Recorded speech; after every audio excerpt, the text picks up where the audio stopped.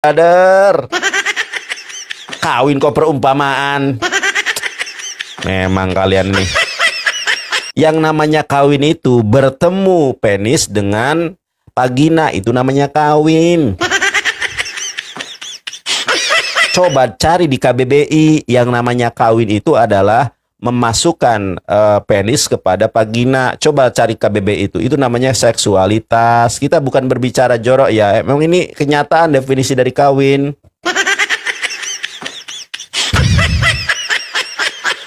Enak. Ini bapak-bapak ini gimana sih Pak? Kalau berani naik silahkan gitu kan. Kalau nggak berani ya udah diam.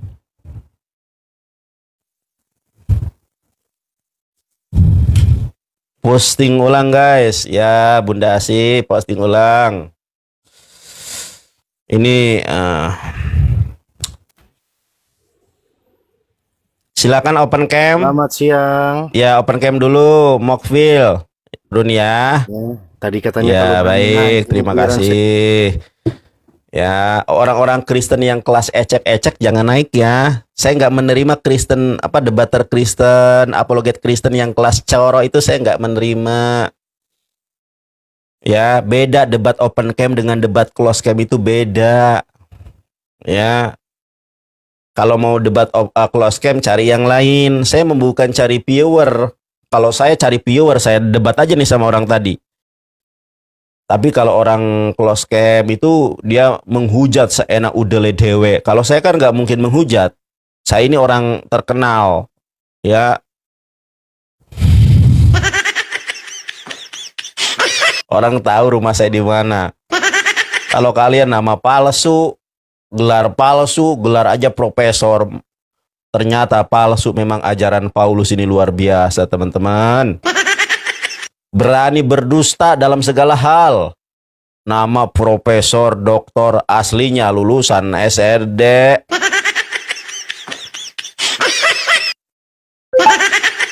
Profesor, lulusan SD ngaku profesor. Memang terlalu tinggi mimpinya.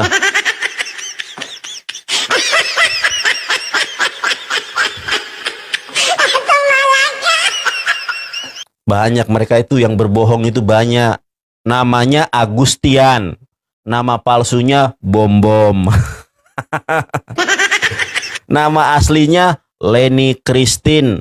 Nama palsunya Sopiatul. Nama palsunya Joseph Michael Albert. Nama aslinya Cecep Hidayat.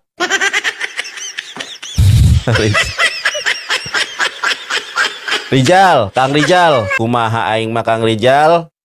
Teu wani Kang Rijal, parah nih Kang Rijal. Kawani atuh. Aing mah Kang Rijal kumaha aing mah urang Sunda mah kudu wani Kang Rijal. Gaskeun. Deui atuh ieuna dudukuina Kang Rijal. Kumaha aing mah Kang Rijal dudukuina pira aku nang hiji kan ya. Tahun 1000 Masehi, 10 abad setelah Yesus dilahirkan, 400 tahun setelah Islam hadir di tengah-tengah dunia ini. Jadi nama Yahweh itu adalah nama baru. Kok bisa bang jadi nama Yahweh? Jadi begini, orang Yahudi itu pernah dibuang ke Babilonia pada pemerintahan Nebukadnezar pada 500 tahun sebelum Masehi. Ketika orang Yahudi, bangsa Israel, dibuang ke Babilonia, itu mereka dipaksa.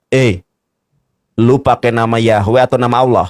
Kalau lu pakai nama Yahweh, kalau lu pakai nama Allah, makanya nama Yahweh itu adalah nama berhala, nama dewa pagan.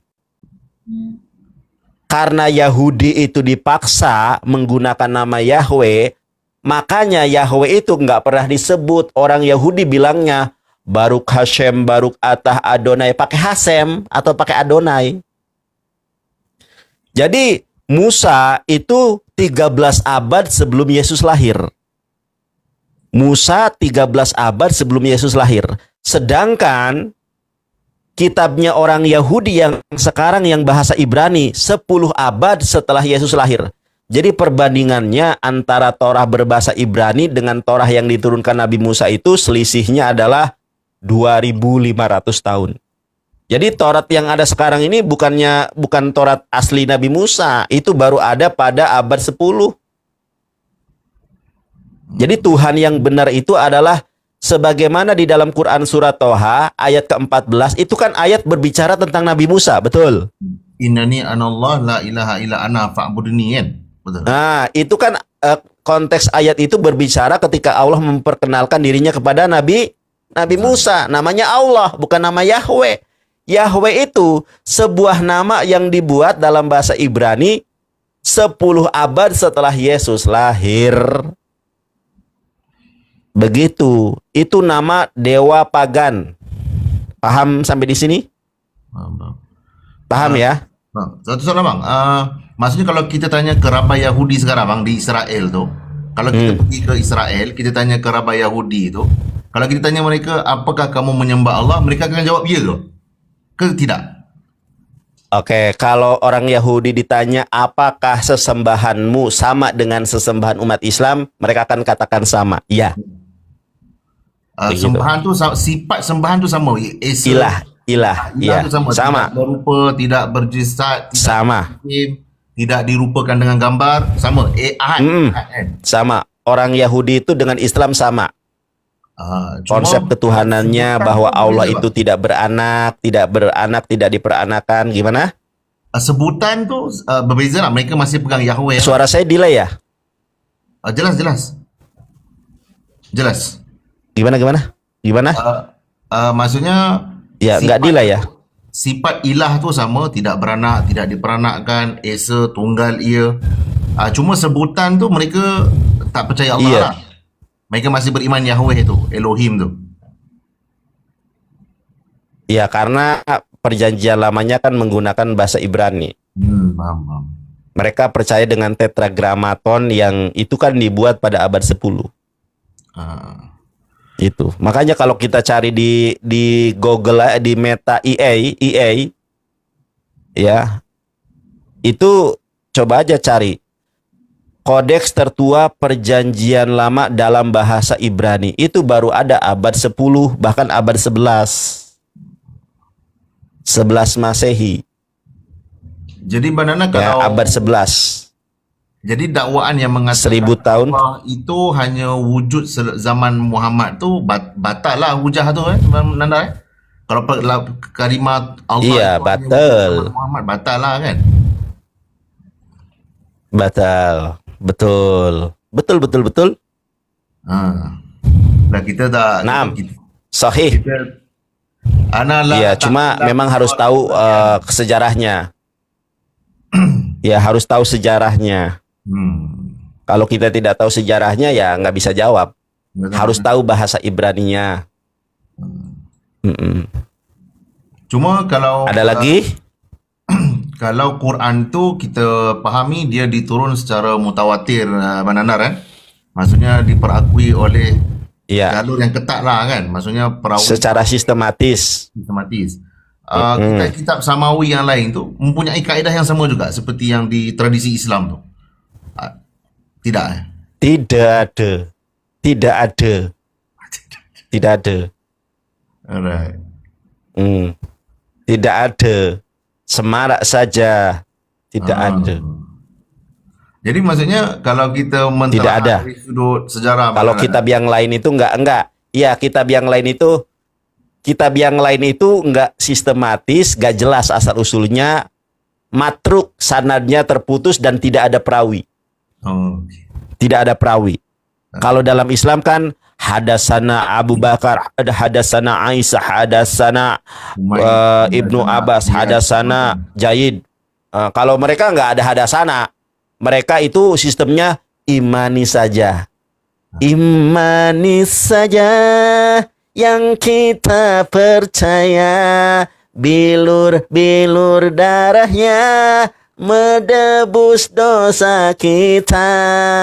Haleluya, haleluya. Jelas Penandar. Yalah, Hal. kita tak ada ilmu, jadi kita tanya orang yang tahu kan. Fasalu ahla zikri Oh kan. iya, mereka itu ini sinyal saya atau sinyal antum nih, sebentar. Ya, kalau Quran itu sangat jelas. Inna nahnu nazzalna dzikra wa inna lahu lahafizun. Kalau mereka itu nggak ada. Yang nge-lag saya atau antum nih, teman-teman yang nge-lag saya atau Ahi Muhammad. Oh, Waduh, gua yang nge-lag ya. Nanda. Oh, Bananda yang ni. Ya. Yang kurang. Okey, faham.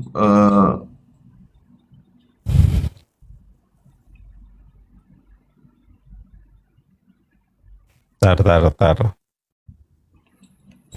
Ke saya yang lag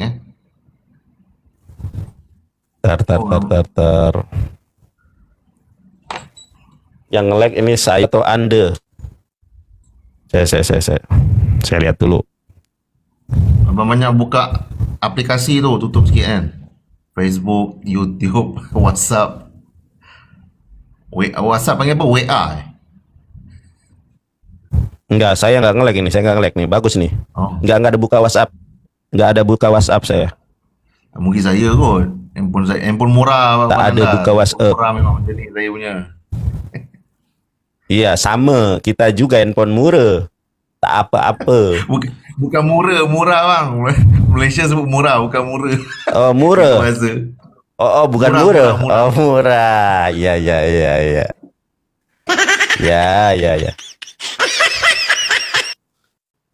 Aman-aman Tapi, saja. Tapi nantinya mana kalau kitab asas para kalau ulama-ulama Ada lagi? yang menulis tentang perbandingan agama ni, biasa kitab apa yang dirujuk Abang Nandar? Kitab-kitab ulama-ulama terdahulu yang membuat perbandingan kritikan pada Nasrani ni, biasa dirujuknya kitab apa bang? Itu Imam Ghazali itu ada kitabnya. Saya lupa namanya apa. Tanya Ustadz Wapi. Saya pernah dikasih tahu banyak ulama yang sebetulnya para ulama terdahulu juga sudah membahas kristologi. Ada. Salah satunya Imam Ghazali rahimahullah. Ada kenal Ustadz Wafi kah? Kalau Ghazali dah 500 tahun hijrah bang kan. Kalau yang zaman salaf tu 300 awal tu Abu Hasan Asy'ari ke Imam Syafi'i, Zaid bin tak Sabit. dikenalilah sebagai Zaid bin Sabit itu. Zaid bin Sabit itu kristologi. Zaid bin Sabit. Oh, Zaid bin Sabit. Zaid bin Sabit itu sahabat Rasulullah yang disuruh oleh Rasulullah belajar bahasa Ibrani, belajar bahasa Aramaik 14 hari bisa. Bisa membaca, bisa menulis, bisa bercakap-cakap. 14 hari belajar bahasa Ibrani. 14 hari belajar bahasa Yunani. Itulah para sahabat yang dianugerahkan hikmat. Semua dapat dikuasai hanya 14 hari. Mengapa hanya untayan kata. Halo abang, nge-lag kah? Ya okey, jelas. Iya, Jelas tak mana 14 hari. Ya, bagus kok, saya lihat di sini bagus nih. Saya pun bagus. Jadi Zaid bin Sabit itu disuruh oleh Rasulullah SAW untuk mendakwahkan orang Yahudi dengan belajar bahasa Ibrani dan Aramaik. Gitu, Ahi. Ada lagi? Satu bang apa? Kalau pertemuan Rasulullah dengan Waraqah bin Naufal, disebut Waraqah bin Naufal mengenali kepribadian Muhammad itu daripada Injil yang diketahui oleh Waraqah kan. Jadi Injil yang pada Waraqah tu masih ada salinan ke ataupun dah tak ada bang Nandar? Tidak ada. Autografa Injil itu sudah nggak ada. Berarti keimanan orang Muslim, maksudnya yang dikatakan beriman kepada Allah, malaikat, kitab-kitab ni, kita beriman bahawasanya yang Bible ataupun Injil yang dipegangi oleh Kristian tu, adakah sebahagian tu masih kalam Tuhan ataupun semuanya bukan firman Tuhan, ataupun sebahagiannya ada kebenaran? Ya. Baik. Jadi kita sebagai umat Islam itu tidak diwajibkan untuk beriman bahwa Bible itu adalah firman Tuhan. Tetapi Al-Quran mengatakan, Islam mengatakan bahwa kita beriman bahwa Allah pernah menurunkan Taurat kepada Musa, Allah pernah menurunkan Jabur atau Mizmor Daud kepada Daud, dan Injil kepada Isa. Bukan Injilnya Matius, bukan Injilnya Markus, bukan Injilnya Lukas, Yohanes, bukan. Bukan Matius, bukan Markus, bukan Lukas, bukan Yohanes. Kita percaya bahwa Allah pernah menurunkan kitab-kitab sebelum Quran. Bukan percaya bahwa kitab mereka adalah firman Tuhan atau Injil yang diturunkan kepada Nabi Isa, Taurat yang diturunkan kepada Musa, Mazmur yang diturunkan kepada Daud, bukan. Tetapi pernah ada hadisnya. Ada seorang sahabat, saya lupa, Umar bin Khattab radhiyallahu anhu, itu dikasih lembaran Taurat sama orang Yahudi, membawanya kepada Rasulullah. Kata Rasulullah, jangan kau dustakan, jangan kau benarkan. Jangan kau benarkan, jangan kau dustakan.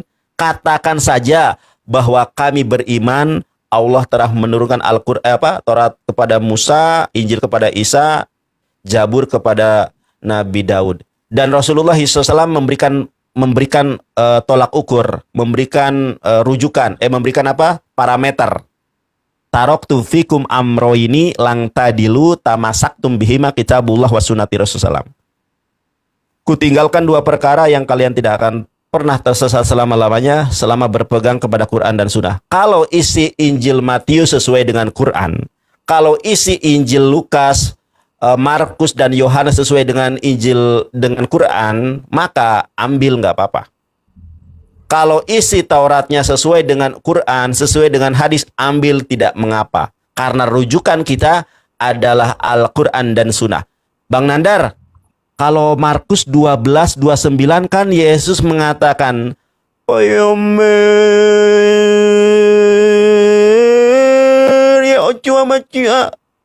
Cema Yisrael Allah Elohenu Allah Ehad. Ini bagaimana, Bang? Berkatalah Yesus, inilah hukum yang terutama, bahwa tidak ada Tuhan selain daripada Allah, bahwa Allah itu esa. Itu asli atau tidak? Asli. Kenapa asli? Sesuai dengan Quran, sesuai dengan hadis, bahwa tiada Tuhan selain Allah dan Allah itu esa. Asli itu Injilnya. Injil Markus 12:29 itu Injil asli. Yohanes 17 ayat ketiga. Inilah hidup yang kekal itu, bahwa tidak ada Tuhan selain Allah dan aku ini utusan Allah. Asli apa enggak? Asli. Sesuai dengan Quran, sesuai dengan hadis. Jadi rujukan kita adalah Quran dan Sunnah. Yang sesuai dengan Quran dan Sunnah, itulah sebuah informasi yang benar. Begitu. Ahi Muhammad, Ahi Sofyan. Syukran.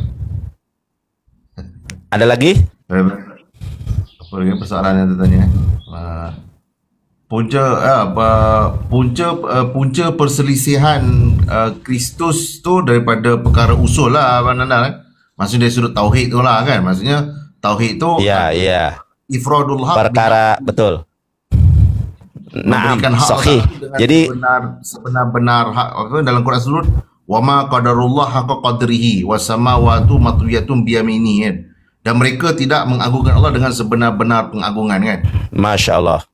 Maksudnya itu turun betul. Berjawab pada asbabun nuzul pada surah Al-Ikhlas tu, kan, yang dikatakan siflana kaifa rabbak am hiya min zahabin aw min fiddah, kan.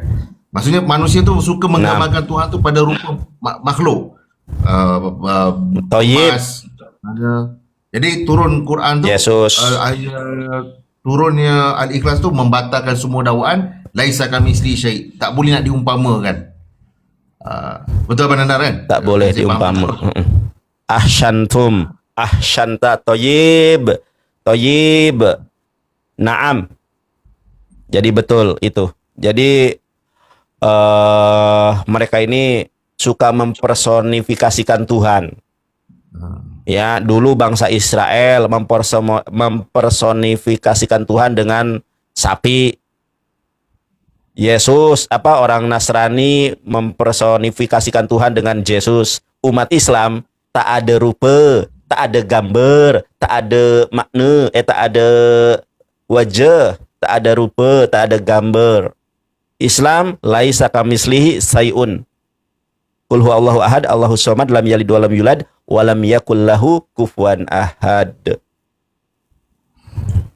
Saya rasa Begitu. mana kalau kita menggunakan kaedah Abu Hasan Al-Asy'ari sifat 20 lah kan. Contoh dalam Wujud kidam bako mukhalafatu lil hawadisi qiyamuhu binafsihi wahdaniyat kudrat iradat. Ya gimana Contoh kalau kita membicarakan tentang definisi ketuhanan pada wujud, maka dinisbahkan wujud Tuhan itu maqama bizatihi wa laisa bighairihi. Berdiri dia tanpa sebarang sandaran. Duduk je pada lam yalid wa lam yulad. Kalau yulad batal ketuhanan. Naam, sahih. Lam yalid batal. Jadi kalau adanya manusia mengatakan dia Tuhan, sudah ternafi pada kedudukan wujud tu, nombor satu. Nombor dua, kalau kita duduk pada salbiah, kan, wujud sifat nafsiyah, kemudian sifat salbiah 5 kan, Allah wujud, kidam, baqa, mukhalafatul lil hawadis, qiyamuhu binafsi, wahdaniyah kan. Jadi kidam tu adanya tanpa permulaan kan, adanya tanpa permulaan, tidak ada yang ada selain, tidak ada yang awal melainkan ia, tidak ada akhir selepas ia. Jadi kalau ada kematian, habis, batal ketuhanan. Adanya permulaan, adanya waktu tarikh lahir, habis, tidak ada ketuhanan. Kalau kita duduk pada kaedah Asy'ariyah tu lah, kita bakok, kekal, tidak berubah-ubah kan. Kalau kejap makan, kejap tak makan, kejap puasa, yang puasa ni makhluk, Yesus puasa, jadi pada ketuhanan sifat berpuasa hari itu batal. Yang perlu berpuasa ni makhluk, manusia. Sahih. Hindu puasa, Buddha puasa, manusia Islam puasa, ada orang Islam. Jadi tak boleh makhluk yang puasa ni menjadi sifat ketuhanan, batal. Kalau kita pergi pada, kalau saya faham pada pemahaman saya lah Abang Nana, kalau salah Abang Nana betulkan lah. Memahami pada faham. Asy'ariyah tu lah. Sahih. Jadi kemudian qidam baqa mukhalafatu lil hawadis, bersalahan dengan sifat-sifat baharu. Ya, apa sifat-sifat baharu ni makhluk, tempat, betul, berfikir. Tuhan bertindak tidak berfikir. Tuhan bertindak mengikut yaf'alu ma yasha, fa'alu lima yurid. Tapi nanti di sini ada masalah tu, apa ni? Benanda. Nanti orang kata suka hati Tuhan lah dia nak jadi manusia. Tu masalah tu Benanda kan, maksudnya. Kalau Tuhan kalau jadi manusia bukan Tuhan. Kalau jadi manusia dia kawin, dia makan, dia lapar, terbatas sudah. Tak semarak lagi. Tuhannya jadi kawin, Tuhannya jadi Tuhannya jadi lapar, Tuhannya jadi tidur. Jadi maksudnya fa'alu lima yurid itu ada istisna je jugalah Abang Nandar memang fa'alu lima yurid, dia boleh berbuat apa yang dia nak, tapi pada kita kefahaman manusia tu ada kebatasannya kan. Maksudnya dia tidak boleh menjadi manusia kerana batal sifat ketuhanan. Kemudian wahdaniyah lah. Wahdaniyah tu menafikan salisu salasah, 3 dalam 1. Saya tahu pada kaedah Asy'ariyah tu, saya tahu macam mana kaedah yang sahabat-sahabat pendakwah buat lah kan. Tapi kita menghormatilah usaha-usaha dakwah tu. Sama aja. Ya. Terima kasih. Ada lagi? Itu saja persoalan saya, Pak Nandar. Ya. Ya, terima kasih. Persoalannya mantap. Assalamualaikum. Assalamualaikum. Aduh. Ini sinyalku kayaknya. Kurang bagus nih kalau pakai background. Kalau pakai background ini ngebron, apa namanya itu?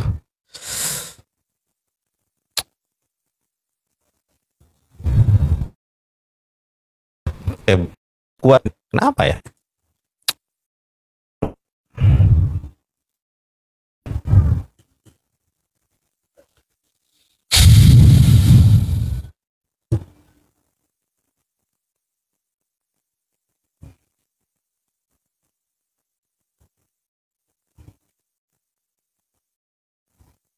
Ngelek ngelek.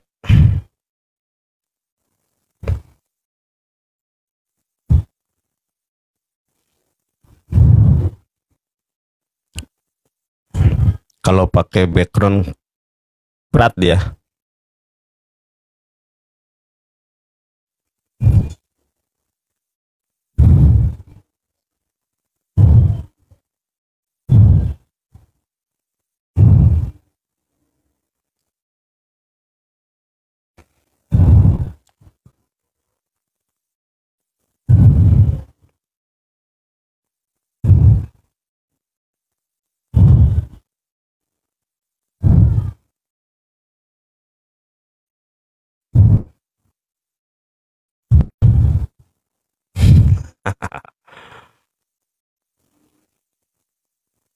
Aduh, ngelek nih. Ngelek, ngelek,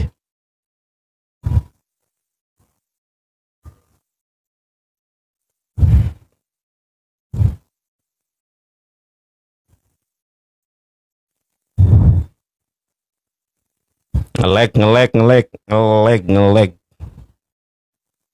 ngelek.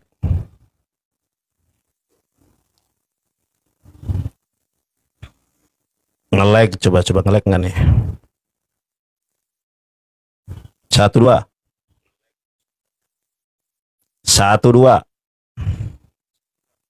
Oke guys.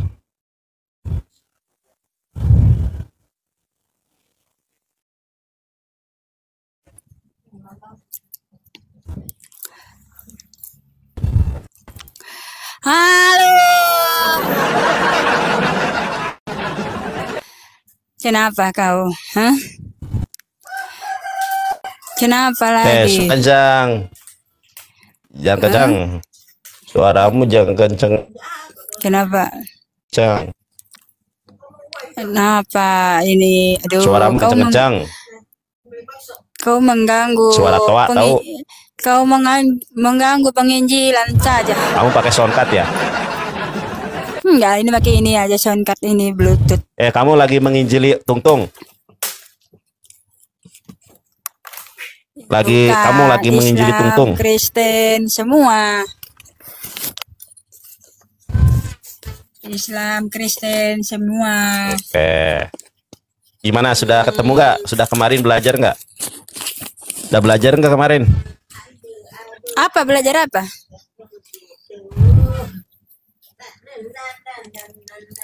Belajar apa, Nandar? Kok apa?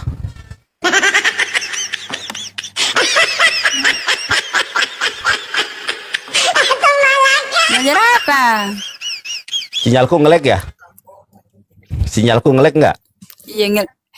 Iya ngelek lu, sinyal lu. Ini mau apa ini? Kita ini kalau mau pakai diskusi apa? Yang kemarin nggak dilanjut.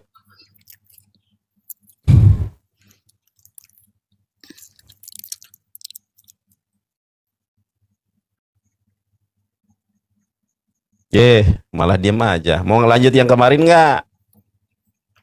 Yang mana? Kata Allah. Oke, saya lagi pengen bahas kata Allah lah. Karena di dalam Alkitab kita harus ngubah-ngubah itu. Menurut Alkitab itu kata Allah itu bukan nama. Iya. Bagaimana? Baik, ini aja deh. Kamu sudah belajar original teks apa enggak? Kamu sudah belajar original teks atau tidak? Udah nggak usah bahas original teks, kita bahas tentang ini aja, Alkitab.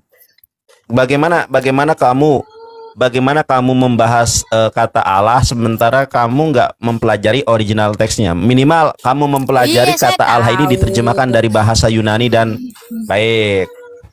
Iya, saya tahu. YHPH itu kan ada ini Tasya ya. Di situ. Ya. Tetapi maksud saya begini, Bang. Maksud saya kita ini bahas tentang Alkitab gitu loh, kata Allah. Iya. Kan kita bahas kemarin itu. Emang kita bahas apa? Di dalam Alkitab itu, menurut Alkitab itu Allah itu bukan nama, melainkan gelar. Karena dalam Yohanes 4 ayat 24. Itu terjemahan LAI, saudariku. Itu terjemahan LAI. Makanya ngerti. Ya. Gimana? Iya, ngerti. Itu kata Allah itu milik orang Islam, bukan milik orang Kristen. Iya, ngerti. Tetapi saya mau bahas tentang Alkitab ini gitu loh. Bagaimana kamu bisa menjelaskan gitu? Ya gimana? Kamu dulu deh. Gua nggak tahu nih jalan pikiranmu kemana nih. Gua ikutin lu alurnya gimana? Coba lu ngomong. Udah kau aja ngomong lah. Udah ngomong Endang. Gimana sih? Udah Endang cepetan. Gimana Endang, sih lu? Aja dulu ngomong Endang. Lydia, gimana Lydia? Ya Lydia kan namanya cantik. Lah Endang ini Endang. Lydia. Kayak nama penyanyi dangdut Endang. Lydia, nama asli lu Endang ya? Hah? Nama asli lu Endang ya? Hah? Apa sih lu? Bentar dulu ya. Kita coba nggak usah ini PK. Gue mau undang si Putri. Gue mau undang teman gue satu. Ya. Boleh. 2 lawan 1 juga boleh gue mah. Oke, bentar ya gue ini dulu. Ini si Putri sinden panggung datang kemari menurut panggilan abang. Danggung ke panggung dengan panggung. Nggak bisa diundang. Gimana nih nggak bisa diundang? Oh berarti di ini. Namanya siapa sih? Putri ya? Putri ya. Putri jangan menangis, hapus air mata di wajah jelekmu. Ayo cepetan undang dia. Putri. Waduh, namanya dia putrinya pakai huruf huruf yang beda. Namanya ini gue kasih tahu. Dokter. Undang aja dari situ. Nggak bisa diklik. Undang saja di situ. Nih, dokter. Nih, katanya lu kan bisa baca Inggris nih, dokter. Christ 2 strip 14. Lu kok dokter. Christ 2 strip 14. Dokter strip. Oh, dia offline. Ada 2 offline dokter, 2 dokter Christ 2 strip 14. Orang ada nyala kok dia ini. Dokter strip. Doctor of Chris. Ayo. Dia lagi live sih soalnya. Kita dia kan memberitakan lagi live-nya. Enggak lagi live memberitakan Injil gini. Itu memang harus menyebar. Sister. Gini, maksudnya dia live-nya itu ada tamu atau tidak? Kalau sendirian bisa dijambak. Kalau nggak ada dia, nggak ada. Itu tidak tersedia. Nggak ada. Iya. Ya karena dia lagi sama orang. Oh begitu. Kalau lagi sendiri bisa? Bisa. Gitu.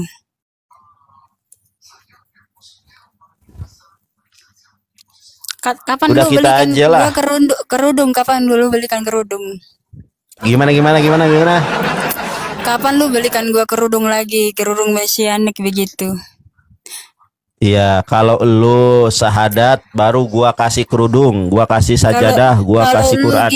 Kalau gigi lu ompong barulah gua mikir-mikir dulu.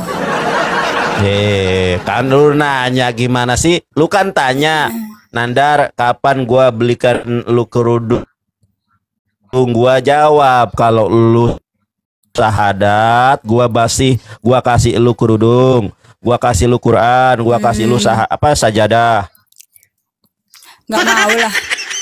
Enak aja. Ya sudah, kalau nggak mau. Nggak mau lah. Tapi lu bisa kena nih suatu saat nanti. Lu kenal Lydia. Amin? Hah? Amin Wijaya. Lu kenal Amin? Iya. Iya, Amin Wijaya. Iya, kenal tidak? Iya kenal lah. Kenapa emang? Oh, enggak. Gimana sih lu? Lu ya, nanya tapi dia dia Tritunggal, kenapa emang? Nggak tahu. Musul lu? Enggak, cuma nanya doang. Enggak, lu tuh kebiasaan. Lu kebiasaan kalau debat gimana? Ada yang nanya sama gua bahwa gua ini katanya salah gitu. Itu Nandar itu bukan orang yang dulu yang lu temui gitu loh. Maksudnya begitu. Tapi ternyata kan lu kenal Amin Wijaya juga. Oh, berarti ya mungkin ada kemungkinan lah gitu. Apa sih lu ngomong apa sih? Tasya. Ya apa sih Tasya ini? Aduh, udah. Ya Tasya. Mau diskusi ngomong apa sih Tasya? Enggak, memang ini loh. Tungtung ini mereka itu apa ya? Tungtung ini mereka ini kehabisan akal. Kehabisan akal. Kan gua itu satu gereja dengan si Tasya dulu di Mesianik. Mereka itu mempengaruhi si Tasya begini dan begono. Itu adalah bagian kenangan dan sejarah yang sudah berlalu. Gimana sih, masa dibahas-bahas? Gimana, lu mau debat apa nih? Mau cari Tungtung? Kalau mau cari Tungtung gua cariin. Ya udah, naikkan PK gitu, nggak apa-apa. Iya, kalau kita cari Tungtung nih ya. Iya, oke lah. Ntar kalau cari Tungtung. Nih ada Tungtung nih, ketemu nih. Ada Tungtung. Waduh, ada Tungtung ini. Oh, iya. Halo Tasya. Halo juga. Katanya Tungtung gimana sih? Ya. Kenapa? Kalian? Ya, Uni Tasya mau ngobrol katanya. Enggak, aku kan udah bilang cari Tritunggal. Cari satu orang lagi Tritunggal. Satu orang Tritunggal aku cariin ya. Aku sambil reaksi. Iya, baik kita cari Tritunggal. Cari Tritunggal. Iya. Oh, enggak ada kalau kita cari Tritunggal ya. Ada enggak Tritunggal? Pak Bom ya. Ajak Pak Bom. Masalahnya Tritunggalnya pada enggak berani. Ajak Bang Yonan sama Tasya, aku ini di mute dulu ya. Aku mute karena aku lagi reaction di YouTube ya. Kalian gini aja deh. Kalian berdua siap. aku. Kalian gak dengar suara aku. Coba di mute akunya. Tasya klik Uni di mute. Bang Yonan aku di mute. Iya. Sudah. Iya. Ya, sudah. Ya.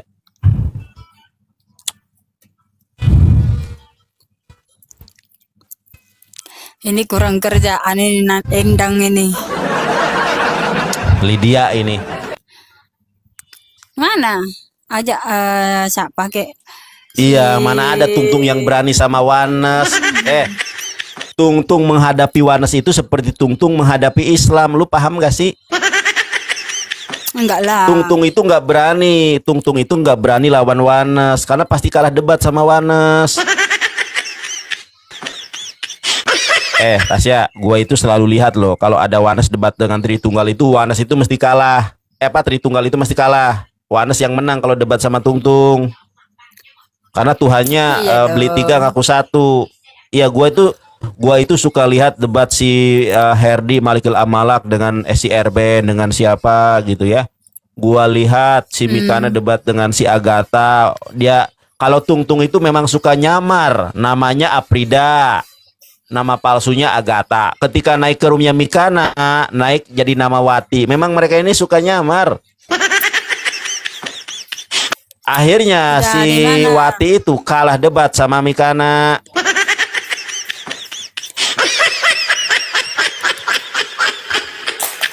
Oke, gini aja deh.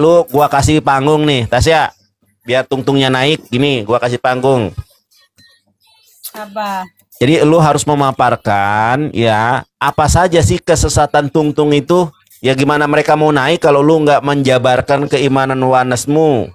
Harus dijabarkan kesalahan Tungtung ini di sini, di sini, di sini, di sini. Nanti mereka akan naik. Coba apa kesalahan, kesesatan Tungtung itu apa saja? Silakan dijelaskan. Gue juga pengen. Adalah ya kesalahannya adalah pertama. Bentar dulu ada paket lagi. Bentar dulu. Ya udah terima dulu paketnya. Paket HP nih. Gimana Tungtungnya mau naik? Lu nya nggak menjelaskan kesesatan Tungtung. Oke, sebentar ya. Ya ambil dulu paketannya, ambil. Ya, oke. Ya, ambil dulu paketannya. Ya. Ada paketan dia tuh. Maklum mak ini suka beli paketan.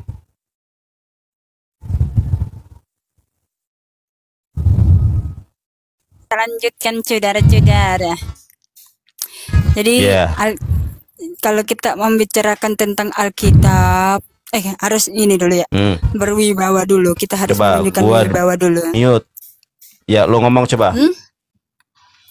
Ya. Udah. Iya, lu lanjutkan. Jadi begini. Ada, silakan. Ya, jadi begini. Berbicara tentang Alkitab itu tidak ada yang namanya 3 nama atau 3 pribadi atau 3 Tuhan. Yang ada itu hanya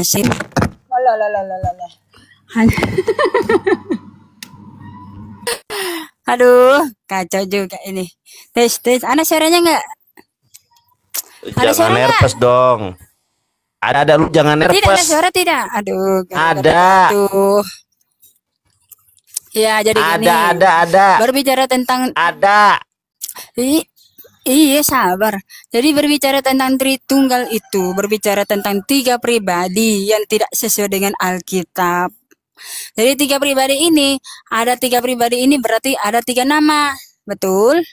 Kalau 3 nama berarti ada 3 Tuhannya. Kalau kita mengatakan bahwa Bapa, Anak, dan Roh Kudus itu 1 nama, itu sudah tepat sesuai dengan Alkitab tertulis. Tetapi kalau dia mengatakan Bapa, Anak, dan Roh Kudus ada 3 nama, itu tidak sesuai dengan Alkitab itu sendiri. Begitu.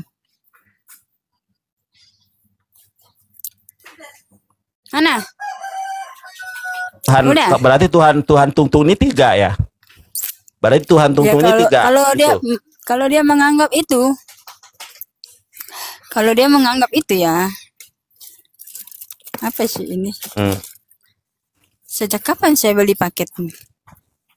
Ya, udahlah, nggak usah. Biasa Mama suka check out. Tidak, saya nggak pernah pesan. Bukan saya pesan ini. Apa ini? Ya, buka dulu biar nggak penasaran. Dibuka. Udahlah. Udah cepetan, apa mau di mana sih? Ya Tuhan. Diskusi apa? Ya itu Tungtung. Kalau Tungtung kan Tuhannya ya Yesus bukanlah Bapa, Bapa bukanlah Anak, Anak bukanlah Roh Kudus. Kan segitiga itu. Itu bagaimana menurut kamu? Segitiga bermuda itu bagaimana? Bapa bukanlah Anak, Anak bukanlah Roh Kudus, Roh Kudus. Tidak sesuai dengan Alkitab dong. Berarti hampir 1,5 miliar orang tersesat dengan itu ya. Menurutmu gimana? Itu kok banyak yang tersesat nih? Ya tergantung imannya juga sih. Kalau dia mengaku dia itu adalah Bapa ya bisa. Udah bener. Enggak, maksud kalau mereka kan Bapa dan Putra dan Roh Kudus beda. Kan namanya Tritunggal. Ya, itu kan bukan apa ya, hak saya untuk menilai atau menghakimi bahwa dia selamat atau tidak. Gimana sih lu? Lu pikir gua Tuhan? Tapi kalau menurut ajaranmu gimana? Kalau ada orang yang mengaku Tuhannya 3 tapi ngaku 1 gimana? Ya itu udah tidak sesuai dengan Alkitab. Kalau tidak sesuai dengan Alkitab selamat atau tidak? Tidaklah. Nah ya udah, berarti Tungtung tidak selamat 1,5 miliar orang. Karena Yohanes 8 ayat 24 berkata, firman Tuhan berkata, kamu akan mati dalam dosamu jika kamu tidak percaya bahwa akulah dia. Akulah dia ini siapa? Dia itu adalah Bapa itu sendiri. Gitu. Nah, tuh dengerin Tungtung, dengerin. Tapi kalau Tungtung debat kadang dalam dosamu jika kamu tidak percaya bahwa akulah dia. Berarti Tungtung nggak selamat nih ya. Berarti yang selamat cuma Wanes ya dia. Jadi begini, dalam ajaranmu. Bukan begitu. Jangan juga menghakimi lah seperti itu. Jadi kita ini kan mempercayai dia sebagai Tuhan dan juru selamat satu-satunya. Tetapi kalau dia juga tidak memiliki buah-buah roh, ya tidak akan selamat. Jadi karena di dalam firman Tuhan berkata, Yohanes 4 ayat 23, dikatakan di situ apa? Penyembah-penyembah yang benar itu adalah menyembah dalam roh dan kebenaran. Jadi orang itu harus hidup di dalam roh dan kebenaran. Dan juga iman yang benar, itu baru bisa selamat.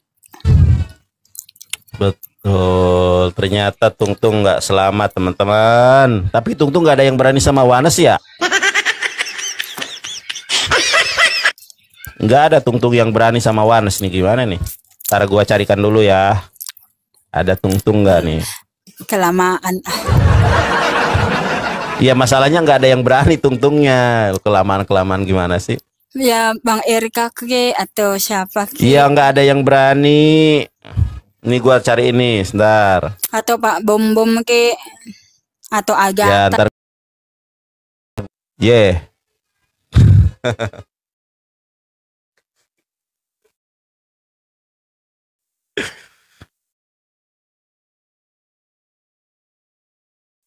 Walah tendang dia.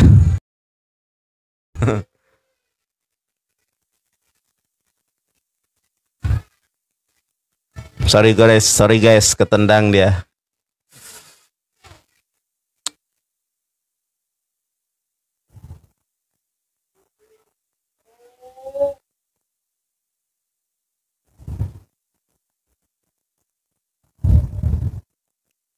Tungtung.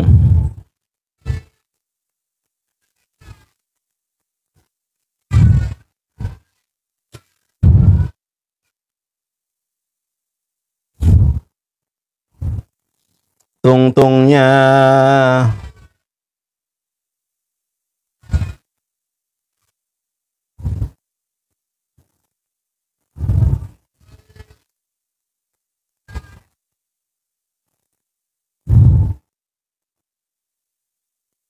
Wah, nggak ada yang berani Tungtungnya nih.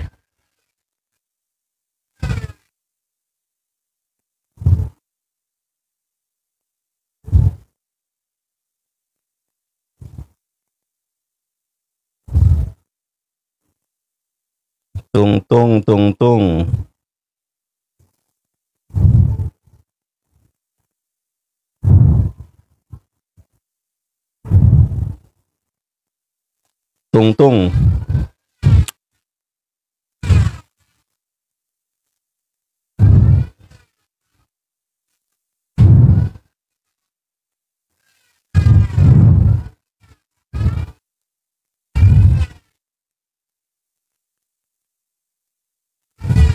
Putri, jangan menangis.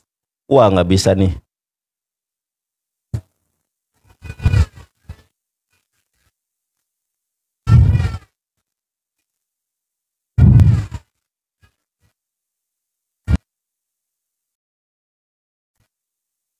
Chat tadi.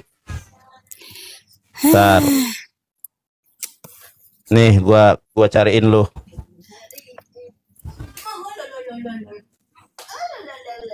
Gak ada yang berani. Nah, silakan. Nih Tungtung nih. Suaranya tapi ini nih. Kenapa terpantul?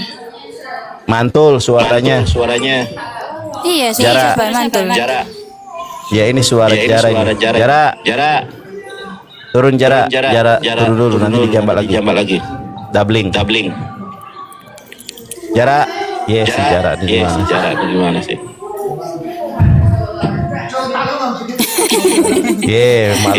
Malah Jara.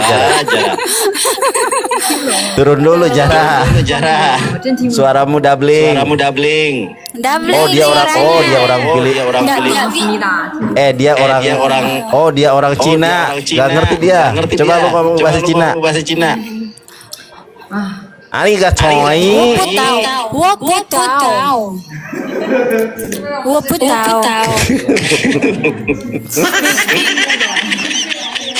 Wuputau.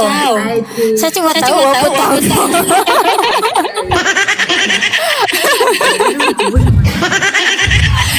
Aduh.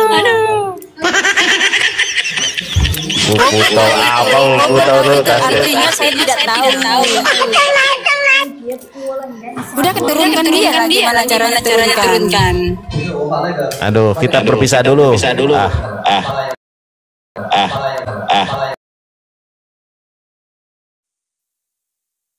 Wuputau, apa Wuputau?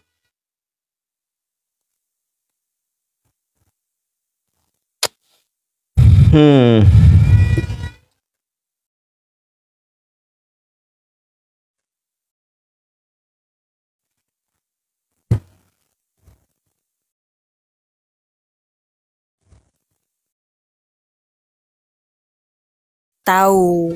Ya, lu ngomong ke dia begitu ya, Pak. Mana ngerti dia? Ya kan dia orang Cina tuh. Ntar ini gua cari nih. Sabar ya.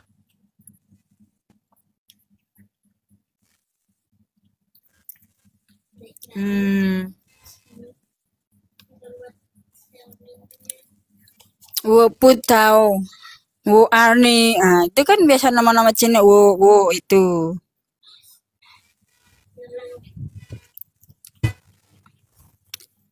Booming Wuputau. Itu kan.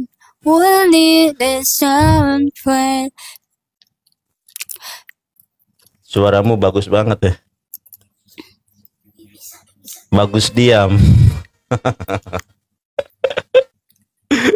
Suaramu bagus banget ya, tapi lebih bagus diam. Mana? Anak-anak Yudas. Iya. Ini gua kita ini kenapa sih saya itu sangat ini ya berapi-api gitu untuk menyadarkan para Tritunggal gitu ya, supaya kalian tuh tidak ditertawakan sama Muslim, karena Muslim ini tidak mau berdiskusi dengan saya karena sesuai dengan Alkitab, apa yang dikatakan, apa yang dijawab sesuai Alkitab gitu loh. Makanya kenapa mereka itu tidak mau lagi berdiskusi gitu.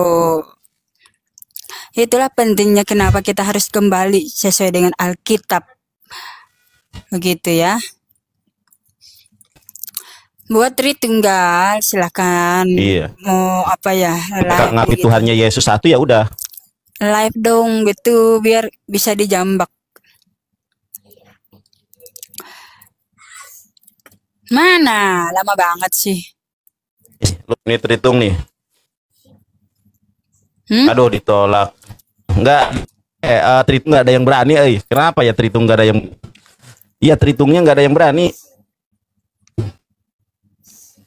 Nih. Lu dakwahi dia lo. Tuh, Elvia Goisors. Tolak apa terima? Aduh, oke. Siapa ini? Si hitam dia. Waduh.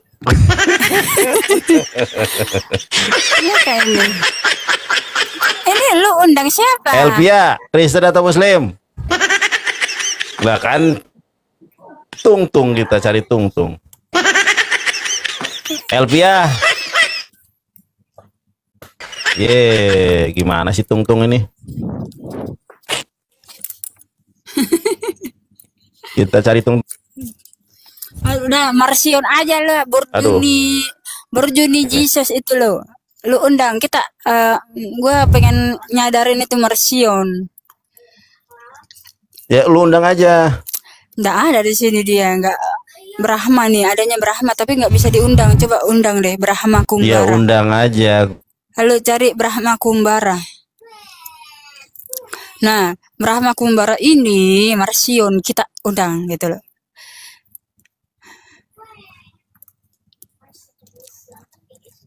Ya, coba Tung. kita undang panti asuhan ya, coba. Sabar ya. Aduh, naik lagi.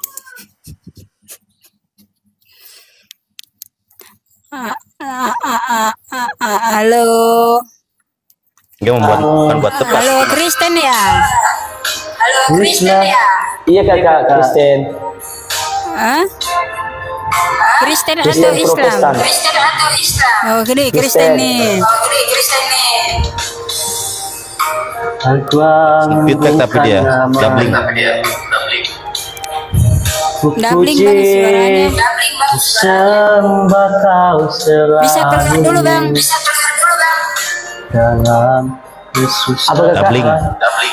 Iya doubling suaranya. Doubling suaranya. Keluar dulu. Oke. Ya bang, makasih. Makasih, berkat selalu. Iya, Tuhan Yesus berkati bang. Gua nggak tega ya, bocil. Ntar nih gua Olin William nih Kristen nih pasti nih. Mana? Sabar. Wah, ditolak semua sih. Nih oten-oten nggak ada yang berani.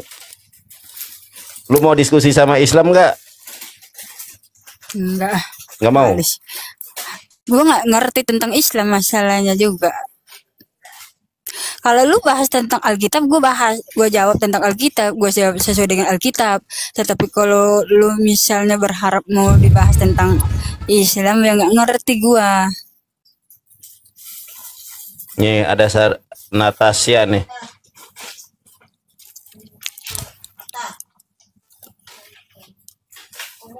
Ada yang Natasha nih.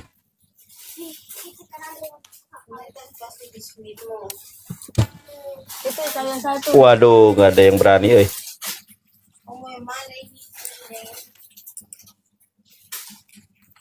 Hidup ini adalah kesempatan. Hidup ini untuk melayani Tuhan. Ruben Onsu, kita single Ruben Onsu. Senggol boleh. Gak berani dia mah kalau debat. Nah ini aja, silakan. Hai. Wah lagi sekolah dia malah main TikTok. Udah keluarkan dulu. Kenapa dia terima? Ya gimana? Keluar Pai. Keluar. Berisik keluar. Nggak bisa kan diputuskan. Keluar dong nggak. Keluar. Lagi sekolah fokus belajar malah main TikTok. Aneh nih bocil-bocil Gen Z ini. Lagi sekolah malah main TikTok. Astaga. Sudahlah. Ini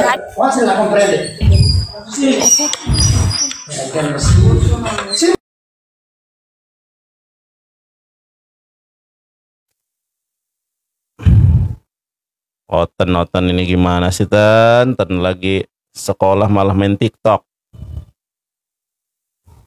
Tadi yang jualan agama di pasar siapa bang? Itu si Kristus itu pendeta.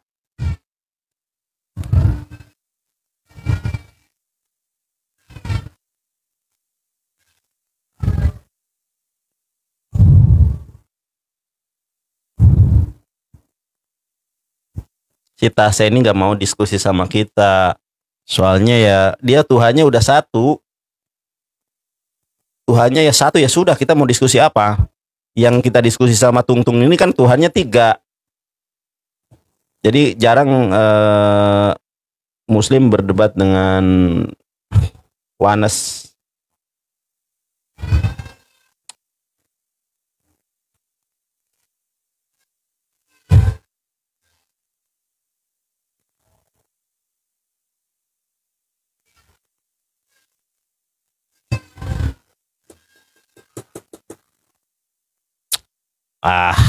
Mana nih otennya?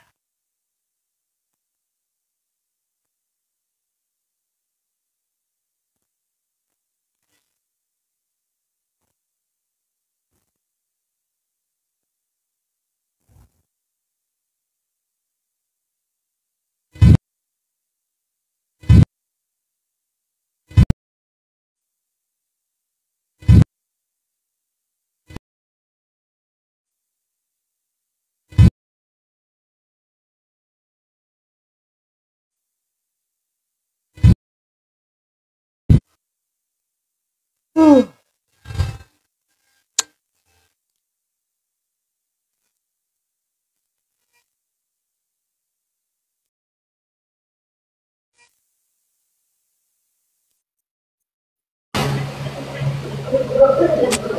brother. Iya, gimana Pak Pendeta? Jangan bilang saya pendeta, saya bukan pendeta loh. Iya, Yesus poligami gimana? Yesus poligami. Halo. Ya, Yesus poligami Pak. Ya, santai aja. Yesus dulu, poligami. Iya, Yesus poligami gimana tanggapannya? Bapak poligami enggak? Yesus aja poligami Pak. Mana percaya orang itu? Ada saya tanya dulu sama kamu dulu. Tunggu dulu ya. Aduh, kabur. Apakah? Udah selesai apa? Kalian sama si apa? Siapa semalam itu ya? Aduh. Sama siapa tuh? Apa sih Pak ngomong apa sih Bapak ini? Waktu debat kalian, waktu ditumbangkan kamu, waktu kamu bilang jak goblok. Siapa itu? Apa sih? Gak jelas sih Bapak ini. Apa yang gak jelas kan kamu bilang semalam itu? Kamu goblok lagi. Iya enggak, Bapak ngomong apa? Bapak ngomong apa sih? Bapak ini enggak, Bapak ini ngomong apa? Sama si Oki. Udah selesai kan? Ya, si Oki bubuk kenapa? Kalau si Oki bubuk kenapa? Kak, santai aja. Kenapa marah sih? Belum Loh, siapa yang marah? Aku tuh gak marah. Bapak itu ngomongnya ngaco. Ngomong apa Pak? Ngaco? Kamu nampaknya udah marah. Bapak ini. ngomong apa? Kita serius aja ya. Bapak ngomong apa? Yesus poligami gimana Pak? Bapak kenapa nggak poligami? Ngapain kita bahas itu? Soalnya saya udah kasih. Bapak takut ya? Kalau Yesus poligami Bapak takut? Bukan takut sih, tapi udah saya jelaskan itu masih belum terjadi. Loh, kapan Bapak menjelaskan kalau Yesus itu tidak poligami?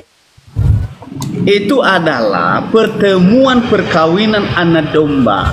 Kalau kita baca satu ayat saja, ya dengarkan dari. Kalau kita dengarkan satu ayat saja, pasti kita akan sesat memahaminya. Itu dia. Ya, terus bagaimana? Yang benar bagaimana? Berarti kalau memang kamu ingin apa? Ingin tahu kalau kamu coba. Masalah kamu sesat ya. Sebenarnya kita baca dari ayat yang ke-1 sebenarnya itu. Coba dibaca dari ayat ke-1 ya. Wahyu 19 baca dari ayat ke-1. Silakan. Bacakan sama kita. Loh, ya Anda kan pegang Alkitab di situ. Ngapain takut? Baca Wahyu 19 dari ayat ke-1 sampai selesai perikopnya, silakan. Nggak ada ke bawah Alkitab. Kok nggak ada Pak? Saya sudah baca. Mau dibaca dari ayat ke-1, mau dibaca dari ayat ke-2, tetap Yesus poligami, menikah dengan jemaat. Yesus kawin. Oke lah. Bapak tahu kawin gak sih Pak? Pak, yang namanya kawin itu Pak, bertemunya jakar, bertemunya penis dengan vagina, itu namanya kawin. Bapak ngerti nggak KBBI, Kamus Besar Bahasa Indonesia? Yesus kawin. Wahyu 19 ayat ke-7, kawin sama mempelai perempuan. Nah, pertanyaan saya, siapa mempelainya Yesus yang akan dikawinkan dengan Yesus? Silakan. Itu pemahaman kamu yang sesat. Yang sebenarnya saya bertanya, bukan pemahaman saya. Kan ayatnya Yesus kawin. Makanya saya tanya, Yesus kawin sama mempelai perempuan. Siapa mempelai perempuan tersebut? Pelintir kitab aja. Loh, saya nanya bukan mempelintir. Ya ampun, bertanya aja. Loh, saya nggak mempelintir. Itu kan, perhatikan dari sini, itu menjelaskan bahwa orang-orang kudus itu bukan dalam kerajaan surga, dalam pesta perkawinan anak domba, bukan dalam arti mereka melakukan persetujuan tubuh. Gak ada, karena di surga orang Kristen itu tidak ada masalah selangkangan loh, gak ada itu loh, gak ada sama sekali, gak ada. Wahyu 19 ayat ke-7, Yesus kawin. Saya tanya, Yesus kawin sama siapa? Tidak akan sesat. Saya tanya Yesus kawin sama siapa, Pak? Pak Pendeta, Yesus kawin sama siapa? Yang kamu bahas itu hanya ayat yang ke-7 pasti kamu. Loh, saya nanya, saya nggak menyimpulkan, saya nggak menafsirkan ayat orang. Saya tanya nih saya bacakan ayatnya. Marilah kita bersorak-sorai dan bersukacita karena hari perkawinan Yesus telah tiba dan pengantinnya telah siap sedia. Saya tanya nih, siapa pengantinnya Yesus ketika dia kawin di sorga? Silakan. Saya bertanya, bukan mempelintir. Nah, pengantinnya siapa? Adalah orang-orang kudus, baik laki-laki, perempuan. Maka di saat orang-orang kudus itu mereka bersukacita di mana mereka itu telah memenangkan peperangan, telah memikul salib, telah melakukan perintah Bapa sesuai dengan kata Yesus, Yesus bahwa akulah jalan dan kebenaran. Tidak ada. Enggak, saya nggak bahas akulah jalan. Saya nggak bahas akulah jalan, Pak. Saya nggak bahas akulah jalan. Saya nggak bahas akulah jalan, saya nggak bahas itu. Iya, saya nggak bahas akulah jalan. Poinnya sudah baik. Bapak sudah menjawab gini. Bapak, Yesus kawin sama siapa? Yesus kawin sama orang-orang kudus. Siapakah orang-orang kudus itu? Laki-laki dan perempuan. Berarti Yesus mengawini perempuan dan laki-laki. Betul? Betul atau tidak?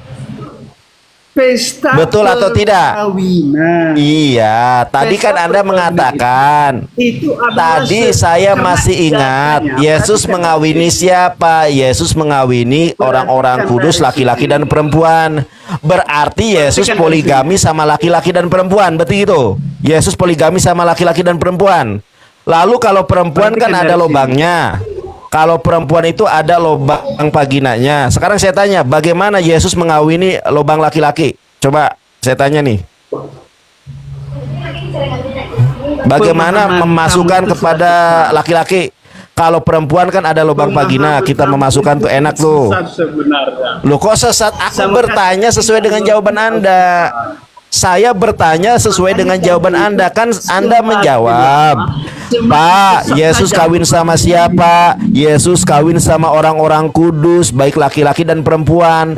Definisi kawin di dalam Alkitab adalah, di dalam KBBI adalah memasukkan penis kepada vaginanya perempuan. Nah, kalau Yesus menikahi orang-orang kudus, laki-laki dan perempuan, kalau menikahi atau mengawini perempuan kan vaginanya tuh ada bolong. Nah, kalau Yesus mengawini orang-orang kudus yang jenis kelaminnya laki-laki, masuknya dari lubang mana? Saya tanya. Kelihatan kamu ini beradab. Saya nanya, Pak, kok bukan kelihatan? Saya tanya sesuai dengan jawaban Anda loh. Saya bertanya sesuai dengan jawaban Anda karena Anda menjawab kalau Yesus kawin dengan orang-orang kudus, laki-laki dan perempuan. Kalau kawin dengan perempuan ada vagina. Kalau Yesus kawin dengan laki-laki, bagaimana memasukkan jakar kepada laki-laki dari lubang yang mana? Itu kan saya bertanya logis sesuai dengan jawaban Anda. Di sini. Biar saya jelaskan, pakai telinga silakan. Dan tolong untuk diam. Pakai telinga dan tolong untuk diam. Oke. Ya, itu siap. Perkawinan anak domba, kalau kita baca dari ayat 1 sampai ke 10, itu adalah sebuah undangan di mana orang-orang kudus, orang-orang benar itu telah memenangkan peperangan itu. Yang disebut peperangan itu telah melawan segala dosa. Mereka hidup sehingga mereka diundang. Tanya apa jawab. Mereka bersuka cita, bukan masalah selengkangan. Enggak, sama sekali enggak ada itu. Nah, coba Bapak perhatikan nih, saya bacakan ayatnya. Kalau kamu belum selesai, silakan. Kan saya dengarkan kamu tadi. Dengarkan. Silakan. Masalah selengkangan di dalam kerajaan surga sama sekali tidak ada. Tuhan tidak pernah mengajarkan itu. Nah, mungkin selesai di situ. Saya tanya juga karena kamu udah tanya, saya tanya juga kan, boleh kan? Kalau memang apa? Kamu orang Saya tanggapi dulu Pak Pendeta, saya tanggapi dulu. Boleh saya bertanya? Pak Pendeta kan tadi sudah boleh bertanya. Saya tidak melarang Anda bertanya, tapi pembahasan ini belum selesai. Gini, Pak. Apa yang belum selesai? Yesus kan kawin, sabar. Iya, tapi kan Bapak penjelasannya ngambang nih, Pak. Wahyu 19 ayat ke-7. Wahyu 19 ayat ke-7, hari perkawinan anak domba telah tiba dan pengantinnya telah siap sedia. Anak domba adalah Yesus. Yesus kawin dengan orang-orang kudus, laki-laki dan perempuan. Definisi kawin di dalam Kamus Besar Bahasa Indonesia yaitu ya hubungan seksualitas antara laki-laki dan perempuan. Tapi menurut Anda, Yesus mengawini bukan hanya perempuan yang dikawini. Iya, kalau kita mengawini perempuan ada lubang vaginanya. Lalu bagaimana ketika Yesus mengawini laki-laki? Dari lubang mana dimasukkannya jakar itu? Coba saya tanya itu, dari lubang yang mana? Lubang depan atau lubang belakang yang dimasuki Yesus ketika Yesus kawin dengan laki-laki itu menurut keyakinan Anda? Coba. Anda sendiri yang mengatakan Yesus mengawini orang-orang kudus, laki-laki dan perempuan. Bagaimana Yesus mengawini orang laki-laki kudus? Dari lubang mana? Lubang depan atau lubang belakang? Itu saya bertanya sama Anda. Silakan. Kan di sini pakai telinga, tolong untuk diam, kan saya sudah dengarkan kamu. Oke? Ya. Saya jelaskan sekali lagi. Ya. Perkawinan anak domba itu adalah orang-orang kudus yang telah memenangkan peperangan. Sekali lagi, peperangan itu melawan semuanya dosa. Maka mereka diundang dalam pesta pernikahan anak domba. Itulah yang disebut. Saya nggak nanya itu. Mereka sebenarnya diundang dalam pernikahan anak domba itu. Mereka bersuka cita. Iya tahu. Pertemuan. Perhatikan dari sini. Pesta perkawinan itu adalah sebuah pertemuan yang dulunya manusia ada di bumi, sementara mereka udah pindah ke surga. Maka mereka bersatu, bersatu dengan Allah, bersatu dengan Yesus dalam kerajaan surga. Itu dia pemahamannya. Supaya kamu tidak sesat. Itu dia. Ya. Baik, saya ulangi jawaban Anda. Saya ulangi jawaban Anda. Oke, ya? Saya ulangi jawaban Anda. Saya ulangi jawaban Anda. Baik. Nanti kita lanjutkan ya. Kabur, malah kabur. Pak Pendeta ini gimana sih malah kabur? Blunder jawabannya. Makanya jangan pernah menghina Islam tentang poligami. Ayatmu sendiri membantah itu, bahwa kalian juga poligami. Saya kan tanya, Yesus mengawini siapa di situ? Itu mengawini orang Kristen, orang-orang kudus, laki-laki dan perempuan. Coba cari di KBBI, kawin itu apa sih? Kawin itu bukan pesta. Kawin itu memasukkan penis kita kepada vagina perempuan. Itu kawin namanya. Yang saya janggal dari jawaban dia mengawini laki-laki. Bagaimana seorang laki-laki mengawini laki-laki? Aku membayangkannya saja jijik gitu loh. Laki-laki kawin dengan laki-laki. Emangnya si Ragil?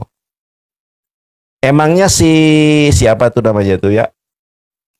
Si Bemo, siapa tuh yang orang Lampung itu? Si Bimo. Emangnya si Ragil, emangnya si Bimo kawin sama laki-laki?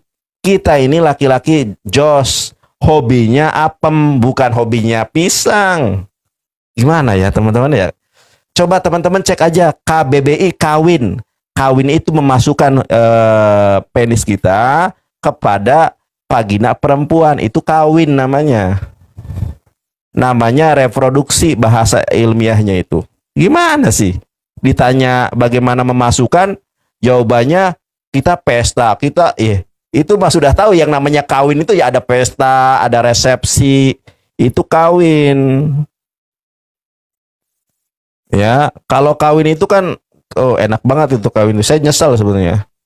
Kalau kita bicara kawin itu saya nyesal kawin itu. Kenapa nggak dari dulu gitu kan? Enak. Enak kawin itu.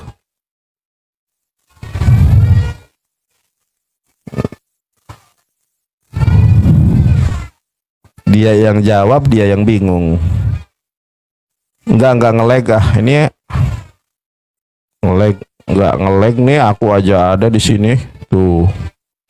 Ngelag nggak ngelag. Ini aku juga lihat di sini nih.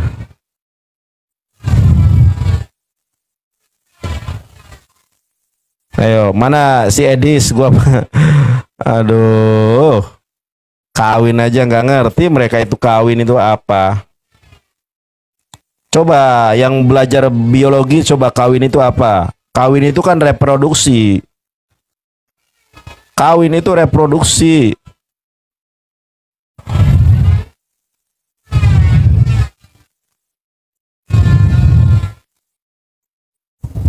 Kawin itu reproduksi.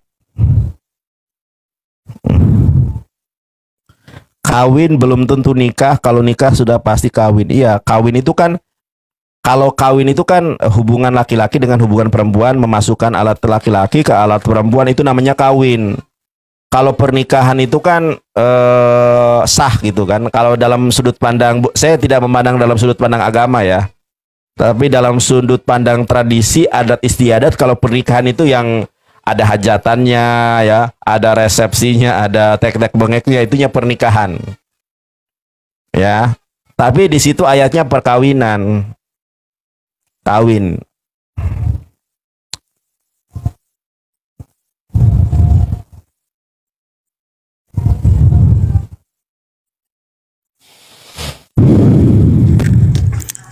Ya, open cam brother, di sini roomnya wajib open cam.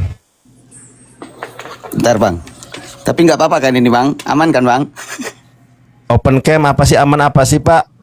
Ya udah bang, ayo. Uman aman ya apa sih? Gimana bang? Dari mana bang itu? Yang Yesus poligami itu dari mana datanya bang?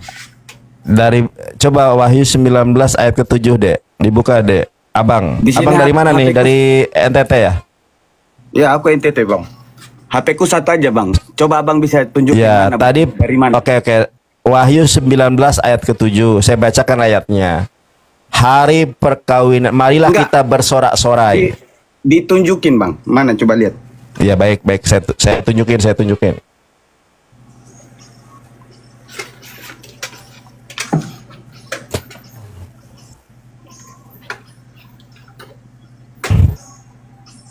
Tak selamanya cinta dijadikan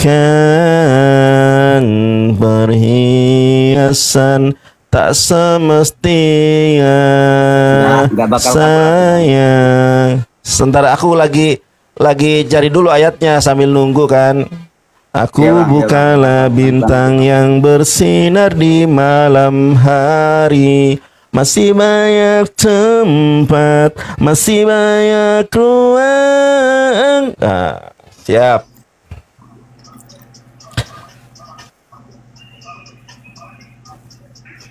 Coba dibaca.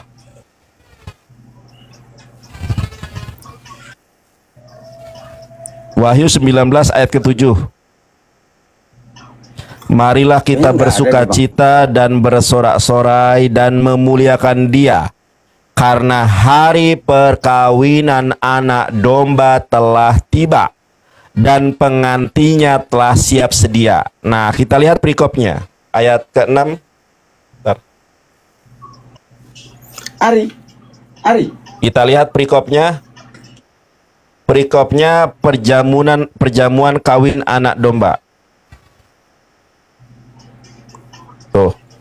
Ya, perikopnya perjamuan kawin anak domba. Bentar bang, aku nyari kitabnya dulu bang. Boleh. Iya, cari dulu. Saya tunggu. Dicari kitabnya, benar apa enggak tuh? Banyak orang Kristen yang nggak pernah baca Alkitab. Baru dengar kalau ada perkawinan Yesus itu baru dengar. Makanya punya Alkitab itu dibaca. Jangan diketekin aja, dibaca Alkitab itu. Coba yang HP. Sandi berapa? Berapa? 85231. Oh. 08 berapa? 5231. Oke. Bentar bang, aku cari ya. Boleh. Wahyu 19 ayat ke-7.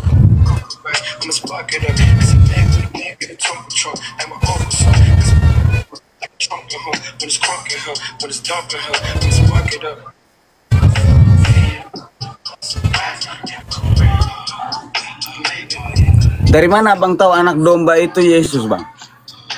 Anak domba itu Yohanes 1 ayat 29. Yesus adalah anak domba Allah penebus dosa-dosa dunia. Tidak pernah ada di dalam ayat Alkitab ada manusia yang disebut sebagai anak domba. Anak domba itu hanya Yesus. Injil Yohanes pasal 1 ayat 29. Yesus adalah anak domba.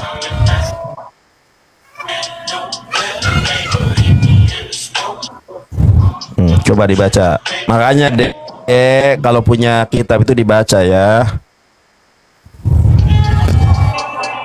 Setahu saya ya, Mas. Dalam dibaca sejarah... dulu ayatnya, Dek. Enggak tuh, dibaca dulu ayatnya, dibaca dulu. Jangan ke sejarah dulu. Nanti kalau saya tunjukkan sejarah tambah bingung. Kalau sejarahnya Yesus juga kawin menurut sejarah. Enggak, Bang. Yes, si Abang ini. Coba Abang baca dulu ayatnya. Abang baca dulu ayatnya setelah 3 tahun, Bang. Iya, kok disalib? Jangan kesalib dulu. Jangan di umur 30 jangan kesalib dulu. Iya, saya. Oke. Saya nggak membahas Yesus disalib. Saya membahas Yesus kawin. Bukan bahasan saya bukan Yesus disalib. Kalau itu nanti saya punya bahasan sendiri.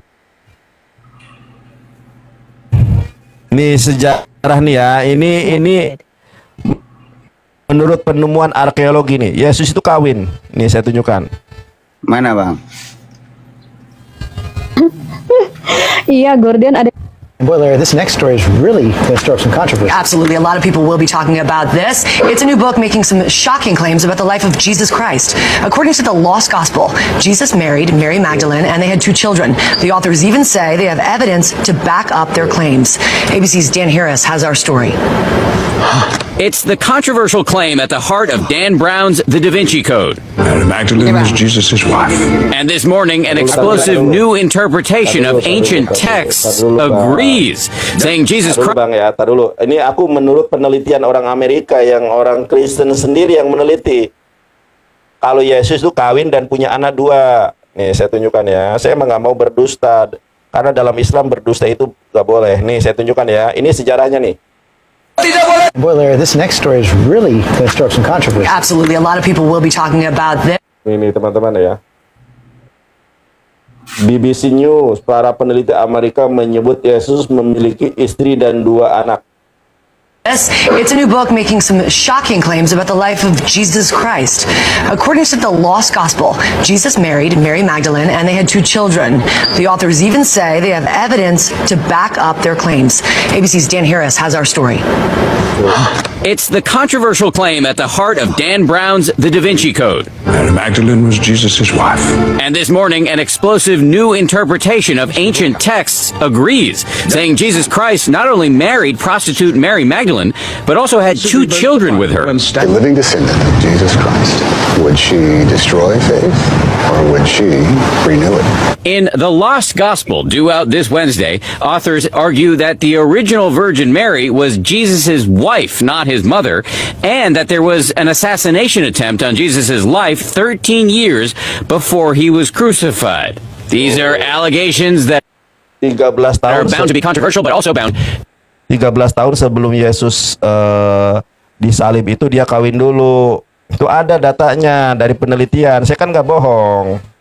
Ya, itu Bang. Kalau menurut sejarah juga Yesus kawin. Enggak, Bang.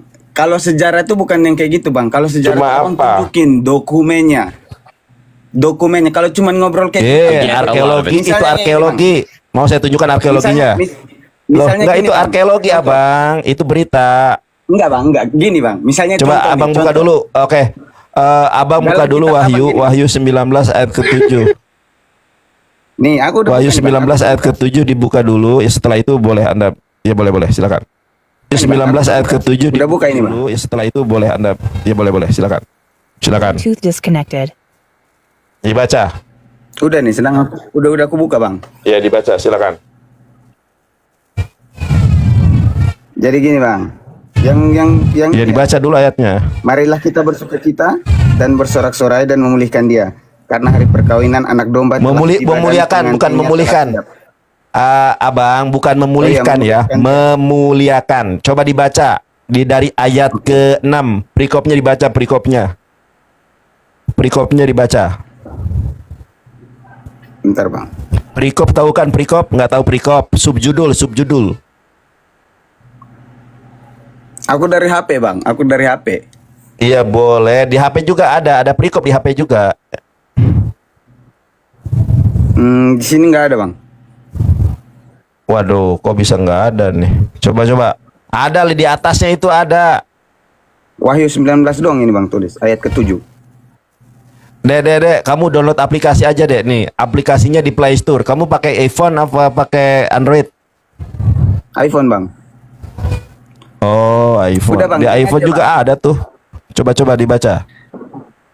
Mari kita bersukacita dan bersorak-sorai dan memuliakan Dia karena hari perkawinan anak domba telah tiba dan pengantinnya telah siap sedia. Oke. Pertama, siapa anak domba di situ? Nggak dijelasin bang. Wah, di dalam Yohanes 9, Yohanes 1, Injil Yohanes pasal 1 ayat 29, anak domba itu adalah Yesus. Makanya di situ kata gantinya N besar, betul. Kata gantinya nya-nya besar kan, mengacu kepada Yesus. Pertanyaan saya, siapakah pengantin yang dikawini oleh Yesus di ayat tersebut? Jadi gini bang,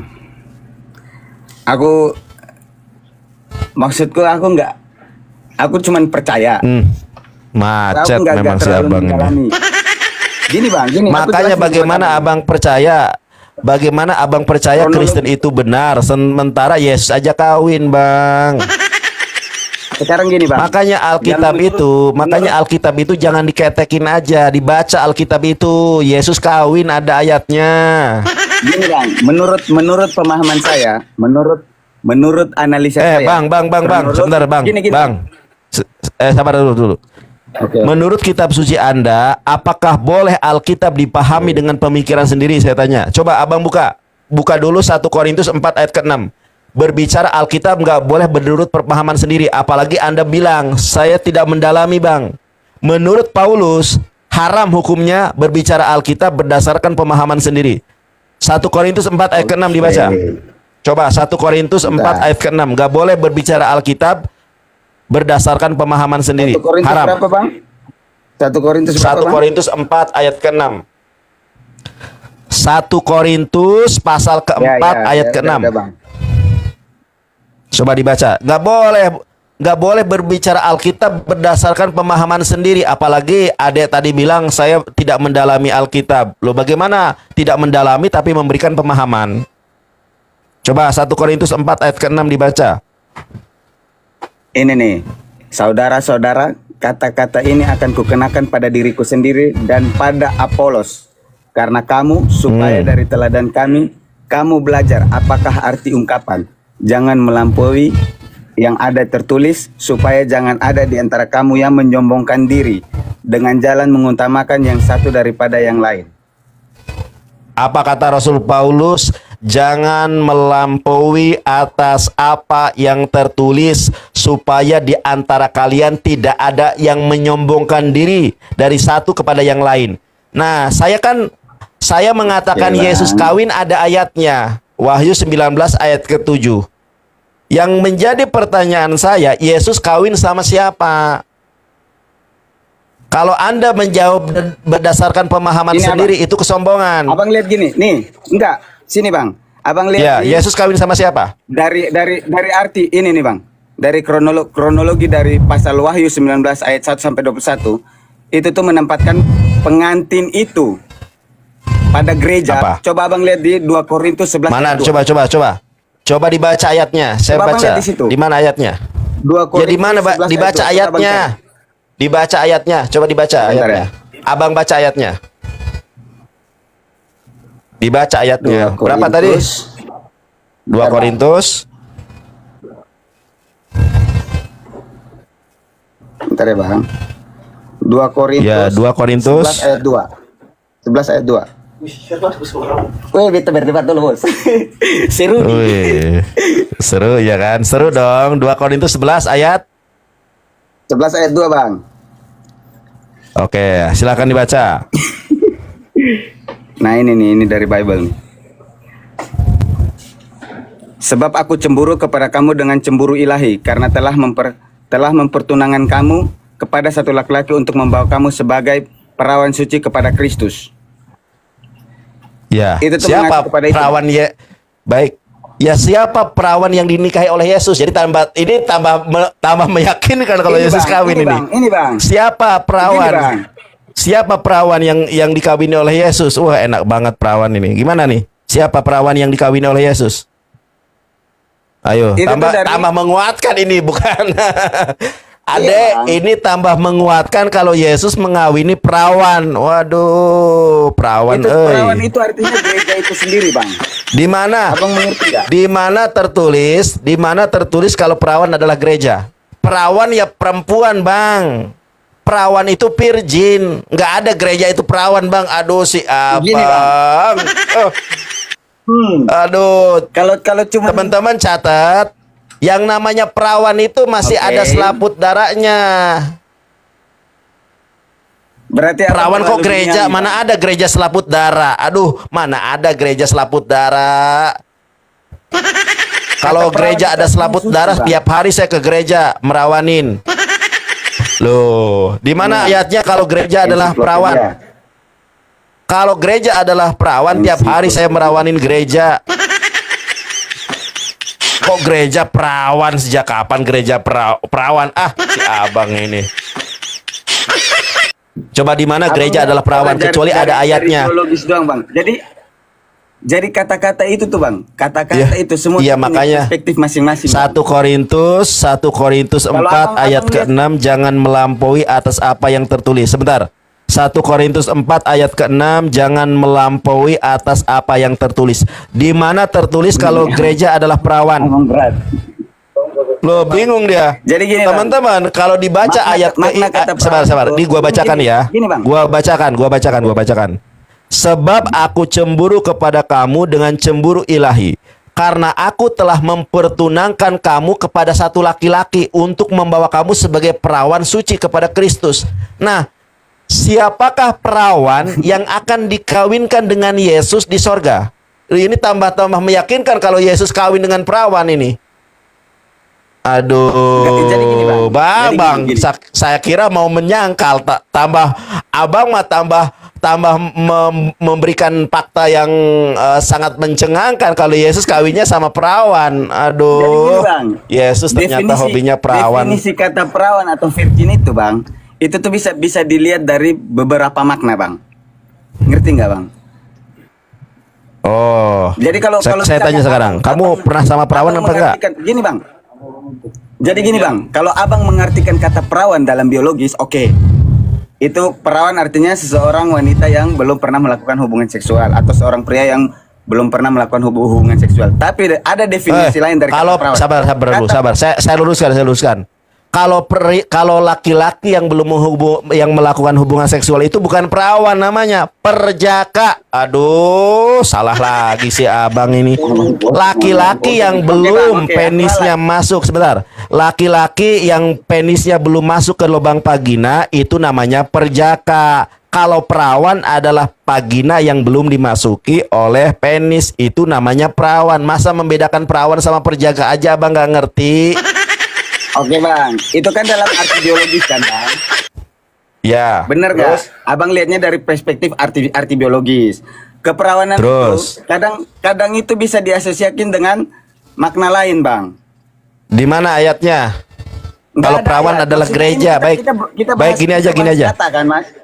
Ya, perawan menurut Anda gereja. Sekarang saya minta, di mana ayatnya kalau perawan itu adalah gereja? Silakan. Di mana ayatnya kalau perawan itu adalah gereja? Bingung kan? Macet siapa? Saya kalah, Bang. Kalah memang, Bang. Yuk, mau login apa enggak? Saya kalah dulu. Anda sudah kalah loh. Login apa enggak? Yuk, syahadat yuk. Enggak, skip. Enggak, Bang. Oke, siap. Ya, kalah ya kan, Bang? Aku mau tanya satu. Siap, boleh. Tadi teman-teman sabar. Nih, kalau anak muda ini mengakui kalau dia kalah, tapi kalau yang lain maksa. Aku nggak bisa debat, Bang. Emang aku kalah. Iya, kalah ya. Baik, siap. Aku kalah. Ya, baik kalah siap. Bagus. Aku kasih tepuk tangan dulu nih buat adeknya nih. Jujur kalau adek ini kalah, siap. Saya kasih tepuk tangan buat adek. Aku kalah bang, nggak bisa. Aku nggak bisa mengatakan argumen apa. Iya. Yang namanya perawan perempuan bang, bukan gereja. Kalau seandainya gereja punya selaput darah, saya tiap hari ke gereja saya perawanin terus saya. Jadi gini bang, aku mau nanya. Ya gimana? Apakah Muhammad itu meninggal bang? Kenapa? Apakah Nabi Muhammad itu meninggal? Sekarang ini? Iya bang. Nabi Muhammad hidup. Kata siapa Nabi Muhammad meninggal? Sama seperti Yesus hidup, Nabi Muhammad adalah hidup. Di mana ayatnya? Saya tunjukkan. Ayatnya ada, ada ayatnya. Iya, iya, saya tunjukkan ayatnya. Sabar ya, saya tunjukkan ayatnya.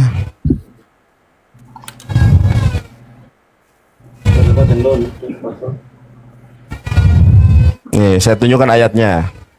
Oke bang. Kamu ngerti Quran enggak? Enggak bang, makanya aku mau nanya. Ya baik. Cuman pengen tahu aja bang. Iya boleh, boleh deh, boleh.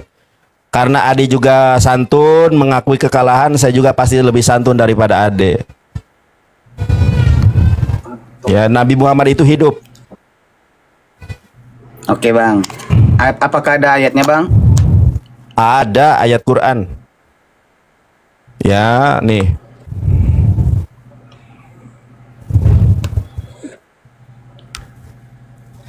Quran surat Ali Imran ayat 169. Coba dicari, ada nggak nih? Nih. Ade baca nanti ini nih. Tulisannya begini, Dek. Surat Ali Imran ayat 169. Coba dibuka. Coba bang baca bang. Cari di HP. Baik, saya bacakan ya. A'udzubillahi minasyaitonirrajim. Bismillahirrahmanirrahim. Wala tahsabannalladzina qutilu fi sabilillahi amwatam bal ahya'u inda rabbihim yurzaqun. Apa kata Allah? Jangan kamu mengira, iya sabar. Ayatnya. Jangan kamu mengira bahwa orang-orang yang gugur di jalan Allah itu mati. Bahkan mereka itu hidup di sisi Tuhannya dengan mendapat rezeki. Jadi Nabi Muhammad itu hidup di sisi Allah. Ayatnya ini jelas. Tapi gini bang, nggak ada tulisan. Sama seperti Yesus. Sama seperti Yesus. Beda bang. Gini. Ade, sabar ya, Dek. Ade kan bertanya sama saya. Ade kan bertanya tentang iman saya kan. Coba Ade buka surat Al-Imran QS3 ayat 169. Ade baca sendiri. QS3 yang Quran tadi itu bang, yang tadi itu ya QS, Ade ketik aja QS3 ayat 169. 169. 169. Ya boleh. Ada nggak muncul? Bentar bang. Ya, coba tunjukkan ke saya. Ada nggak? Oh ini ada bang. Udah dapat ini bang, dapat. Apa coba? Coba dibaca. Dan jangan, aku langsung terjemahan aja, aku nggak ngerti. Ya boleh. Jangan sekali kamu mengira bahwa orang yang gugur di jalan Allah itu mati. Sebenarnya mereka hidup di anugerai rezeki di sisi Tuhan. Nah, iya. Jadi jangan mengira orang yang Muhammad, bang. Iya. Nggak ada kata Muhammadnya, bang.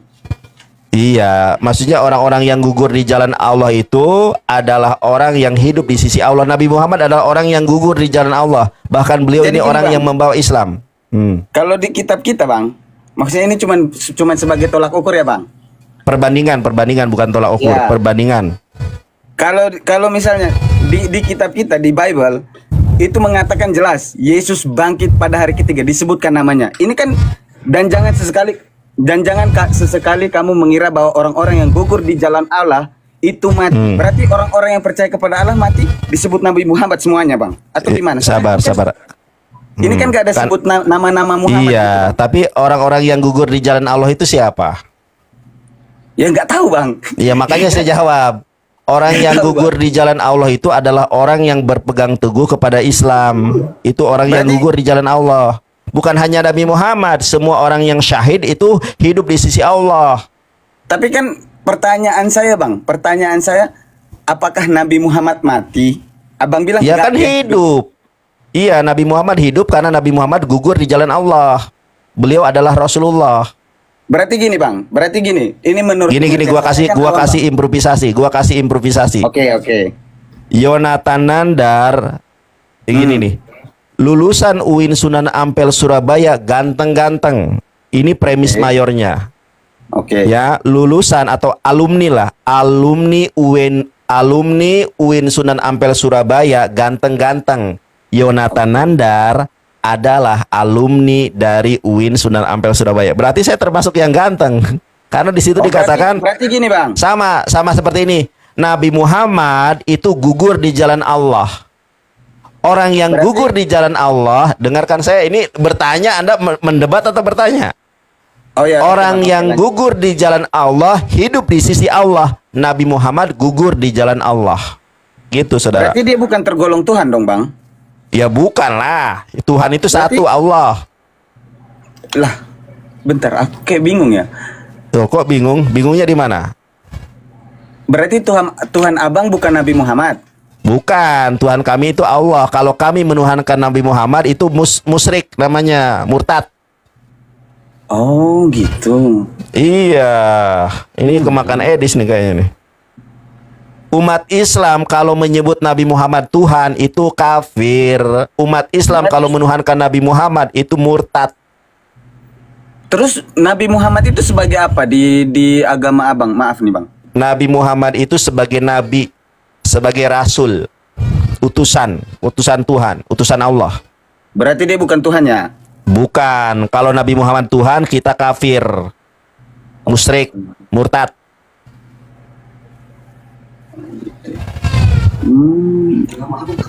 Iya, ada lagi keren ya. Iyalah keren lah, Bang. Bang gimana sih? Si Abang ini keren dong. Tapi Muhammad itu manusia bukan, Bang? Manusia. Sini lihat abangnya ke saya, bukan kelihat temennya. Nah, lihat saya kan. Karena wajah saya dipenuhi oleh Roh Kudus. Bentar, kalau Roh Kudus, Abang tahu pengertian Roh Kudus nggak? Roh Kudus itu dalam Islam, Bang. Coba Abang buka di situ. Ada Quran surat An-Nahl ayat 102. Coba diketik. Quran surat An-Nahl ayat 102. QS An-Nahl 102. An-Nahl, nih tulisannya gini nih. Gimana sih? Ini nggak ngerti tulisannya. Ya nggak apa-apa. Nih tulisannya begini ya.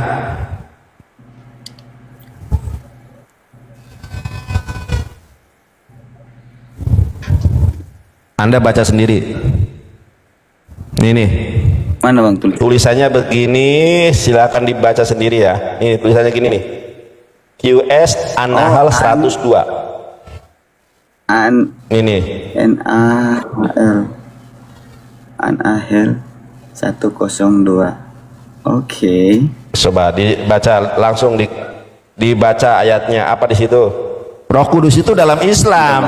Kalau dalam Kristen itu pneumahagion, bahasa Yunani. Coba dibaca apa? Bentar, Bang, bentar.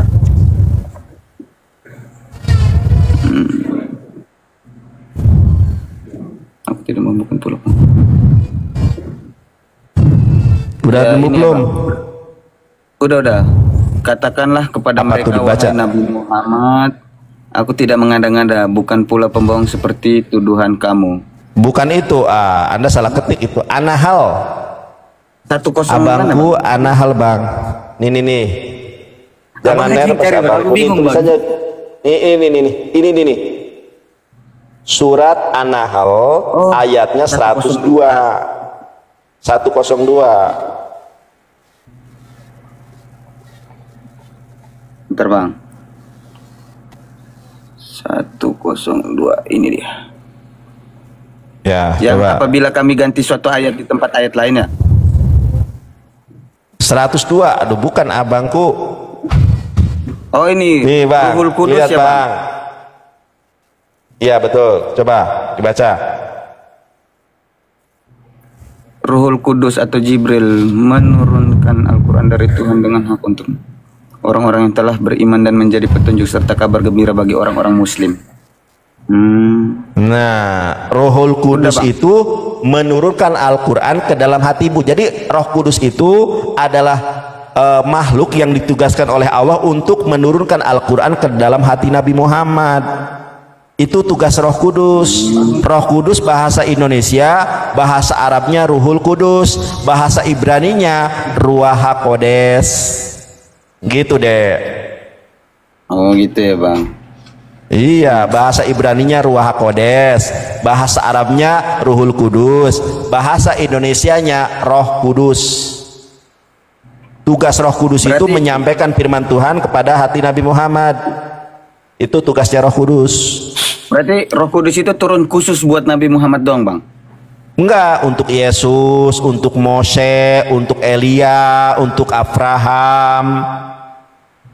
Jadi ketika Yesus menerima firman Tuhan itu melalui Roh Kudus. Ketika Nabi Muhammad menerima firman Tuhan itu melalui Roh Kudus. Ketika Musa menerima firman Tuhan itu melalui Roh Kudus. Semua para nabi menerima Roh Kudus. Kalau Yesus, kalau saya ralat ya mas. Kalau Yesus itu bukan saya ralat dalam iman kamu, bukan diralat ya. Dalam iman kami ya, gitu. Abang kan ya, oh ya benar. Kalau dalam iman kami Yesus itu bukan menerima firman Tuhan, dia itu firman itu sendiri bang. Oh salah itu ya. Coba buka Yohanes 17 ayat ke-8. Yesus menerima apa di situ? Karena gini bang, enggak dibaca dulu dong adekku, dibaca ya. Kan kata anda Yesus tidak menerima firman. Coba dibaca Yohanes 17 ayat ke-8. Firman Tuhan yang hidup dia itu. Coba Yohanes 17 ayat ke-8. Yohanes 17 ayat ke-8 Yesus menerima firman. 8. Coba apa nih? Segala firman apa tuh yang telah kau sampaikan kepadaku. Yesus menerima firman di situ. Bener apa enggak? Firman yang kamu dengar itu bukanlah berasal dari aku.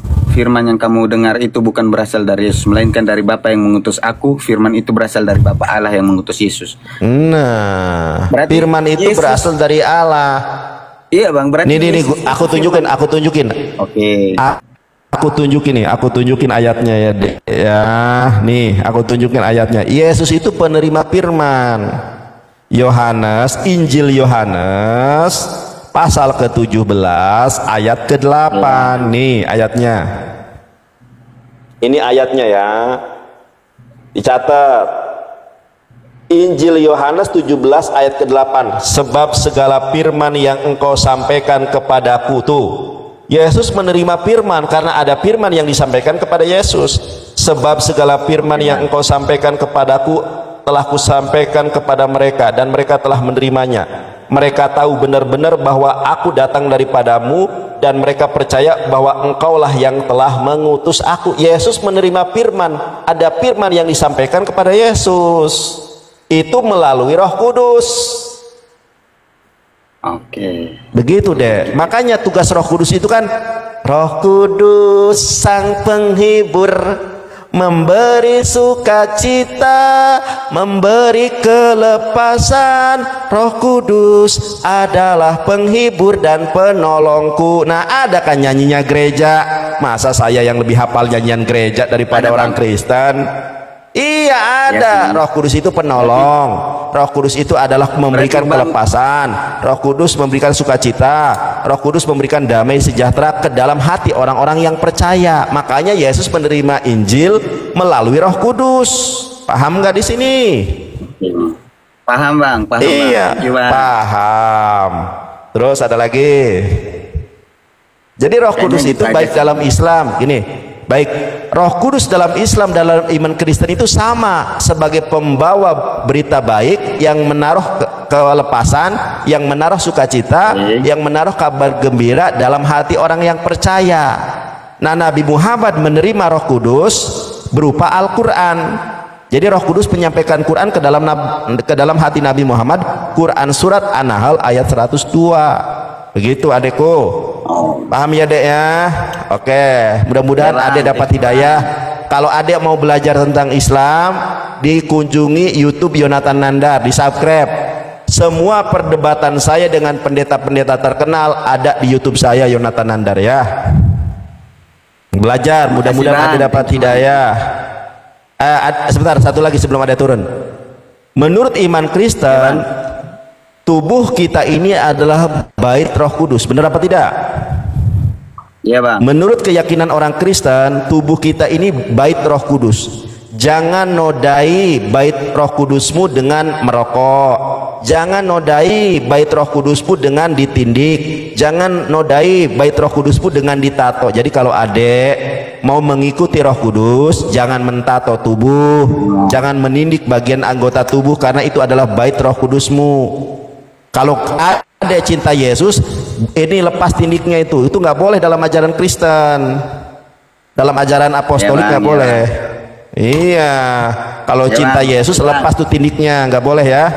Jadilah anak muda yang sehat, jadikanlah anak muda yang sejati. Jangan mentato tubuhmu, jangan menindik anggota tubuhmu, tetapi tindiklah hati kita agar kita percaya bahwa Tuhan itu satu, yaitu Allah Subhanahu wa Ta'ala.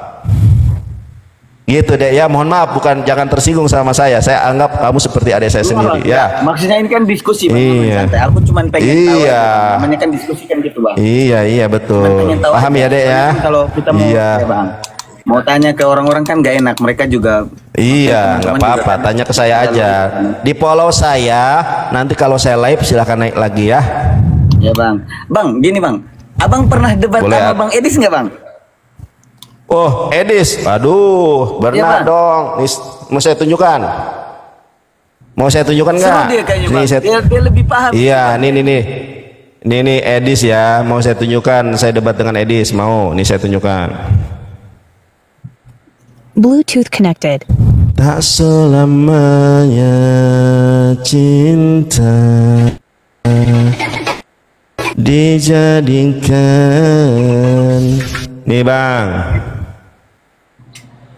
Aku adik bang, umurku masih kecil bang. Iya nggak apa-apa. Ya adek nih dek. Edis itu sudah kenal saya dari tahun 2012.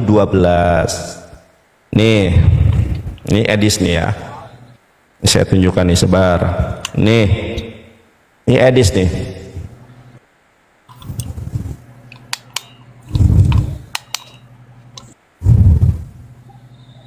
Nih, ini orangnya nih. Di debater Muslim terutama atau termasuk dalam hal itu adalah saya. Ya, saya memilih-milih.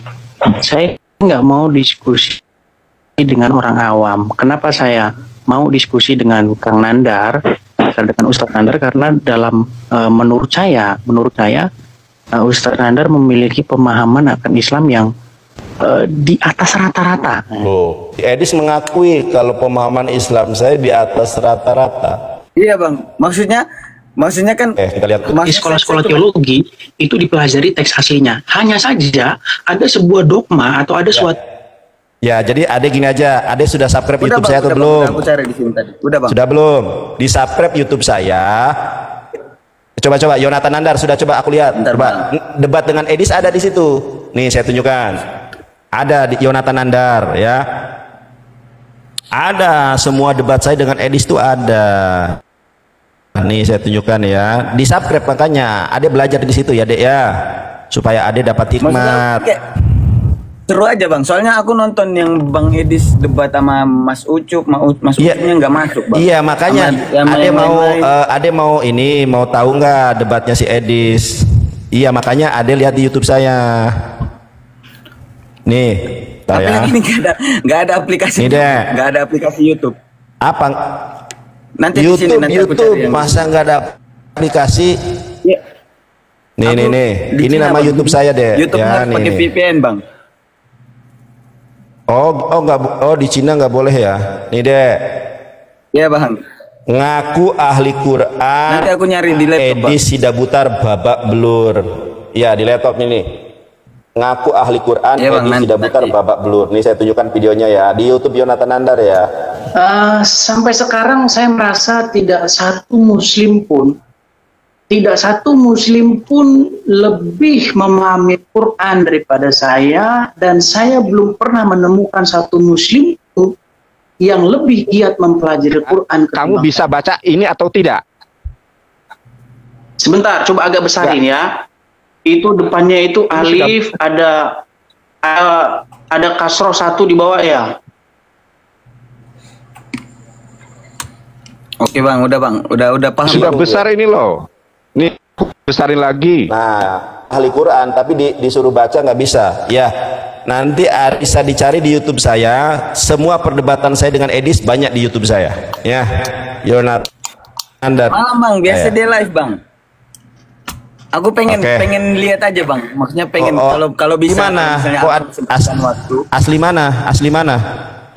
Nggak berani deh. Dia nggak berani. Dia nggak berani diskusi sama saya. Kalau dia berani saya kasih AD pulsa 50.000 ya. Kan lewat GoPay bisa tuh ke Cina ya. Kalau dia berani debat dengan saya kasih Anda pulsa 50.000. Maksudnya aku cuma nyaran aja. Kalau emang nggak bisa ya udah. Nanti saya kasih paus Anda ya. Kalau iya masalahnya dia nggak berani adekku. Si Edis itu nggak berani. Si Edis tuh si Edisnya nggak berani. Kalau berani saya tunggu. Maksudnya harapan aku tuh kayak seru gitu nonton orang yang berpendidikan semuanya kan saling berargumen. Iya, masalahnya dianya nggak berani adekku. Oh gitu ya bang. Dianya nggak berani guys. Iya, dianya nggak berani. Kalau berani mah aku mah sangat mau. Ada lagi deh, kamu lagi kerja di Cina? Aku sekolah bang, aku sekolah. Oh, sekolah di Cina. Sekolah jurusan apa? Aku elektro bang, listrik arus kuat bang. Oh gitu ya. Asli mana? NTT? Iya bang. Ya kamu sekolah di Cina, ya sekolah di Cina baik-baik, serius bersekolah, jangan nakal, ya supaya kamu bisa membanggakan orang tuamu. Syukur-syukur kamu bisa membawa nama harum orang Indonesia gitu ya. Jangan nakal di sana ya. Terus belajar, kamu tonton YouTube saya supaya siapa tahu kamu dapat hidayah dari Allah ya, gitu. Semangat selalu belajarnya, oke? Bang. Ya, itu mohon maaf, nggak usah sok-sok ini ya, itu nggak boleh dalam Alkitab merusak bait Allah ini, bait Roh Kudus nggak usah dilepas. Kamu nggak pakai itu pun sudah ganteng, sudah berwibawa ya, nggak usah ikut-ikutan tren-tren yang nggak baik. Itu saran saya sebagai kakak kepada adeknya, ya kan? Karena dalam ajaran Kristen nggak boleh itu merusak bait Roh Kudus. Baik, gitu aja ya dek ya. Ya, selamat belajar di Cina. Yuk. Ya, thank you bang, makasih. Ya, sama-sama bang. Dek.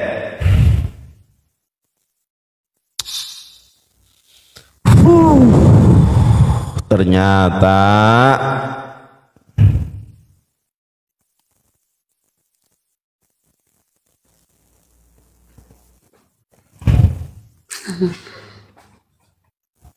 silakan. Baru silakan. Sorry ya kalau yang belum bisa open cam.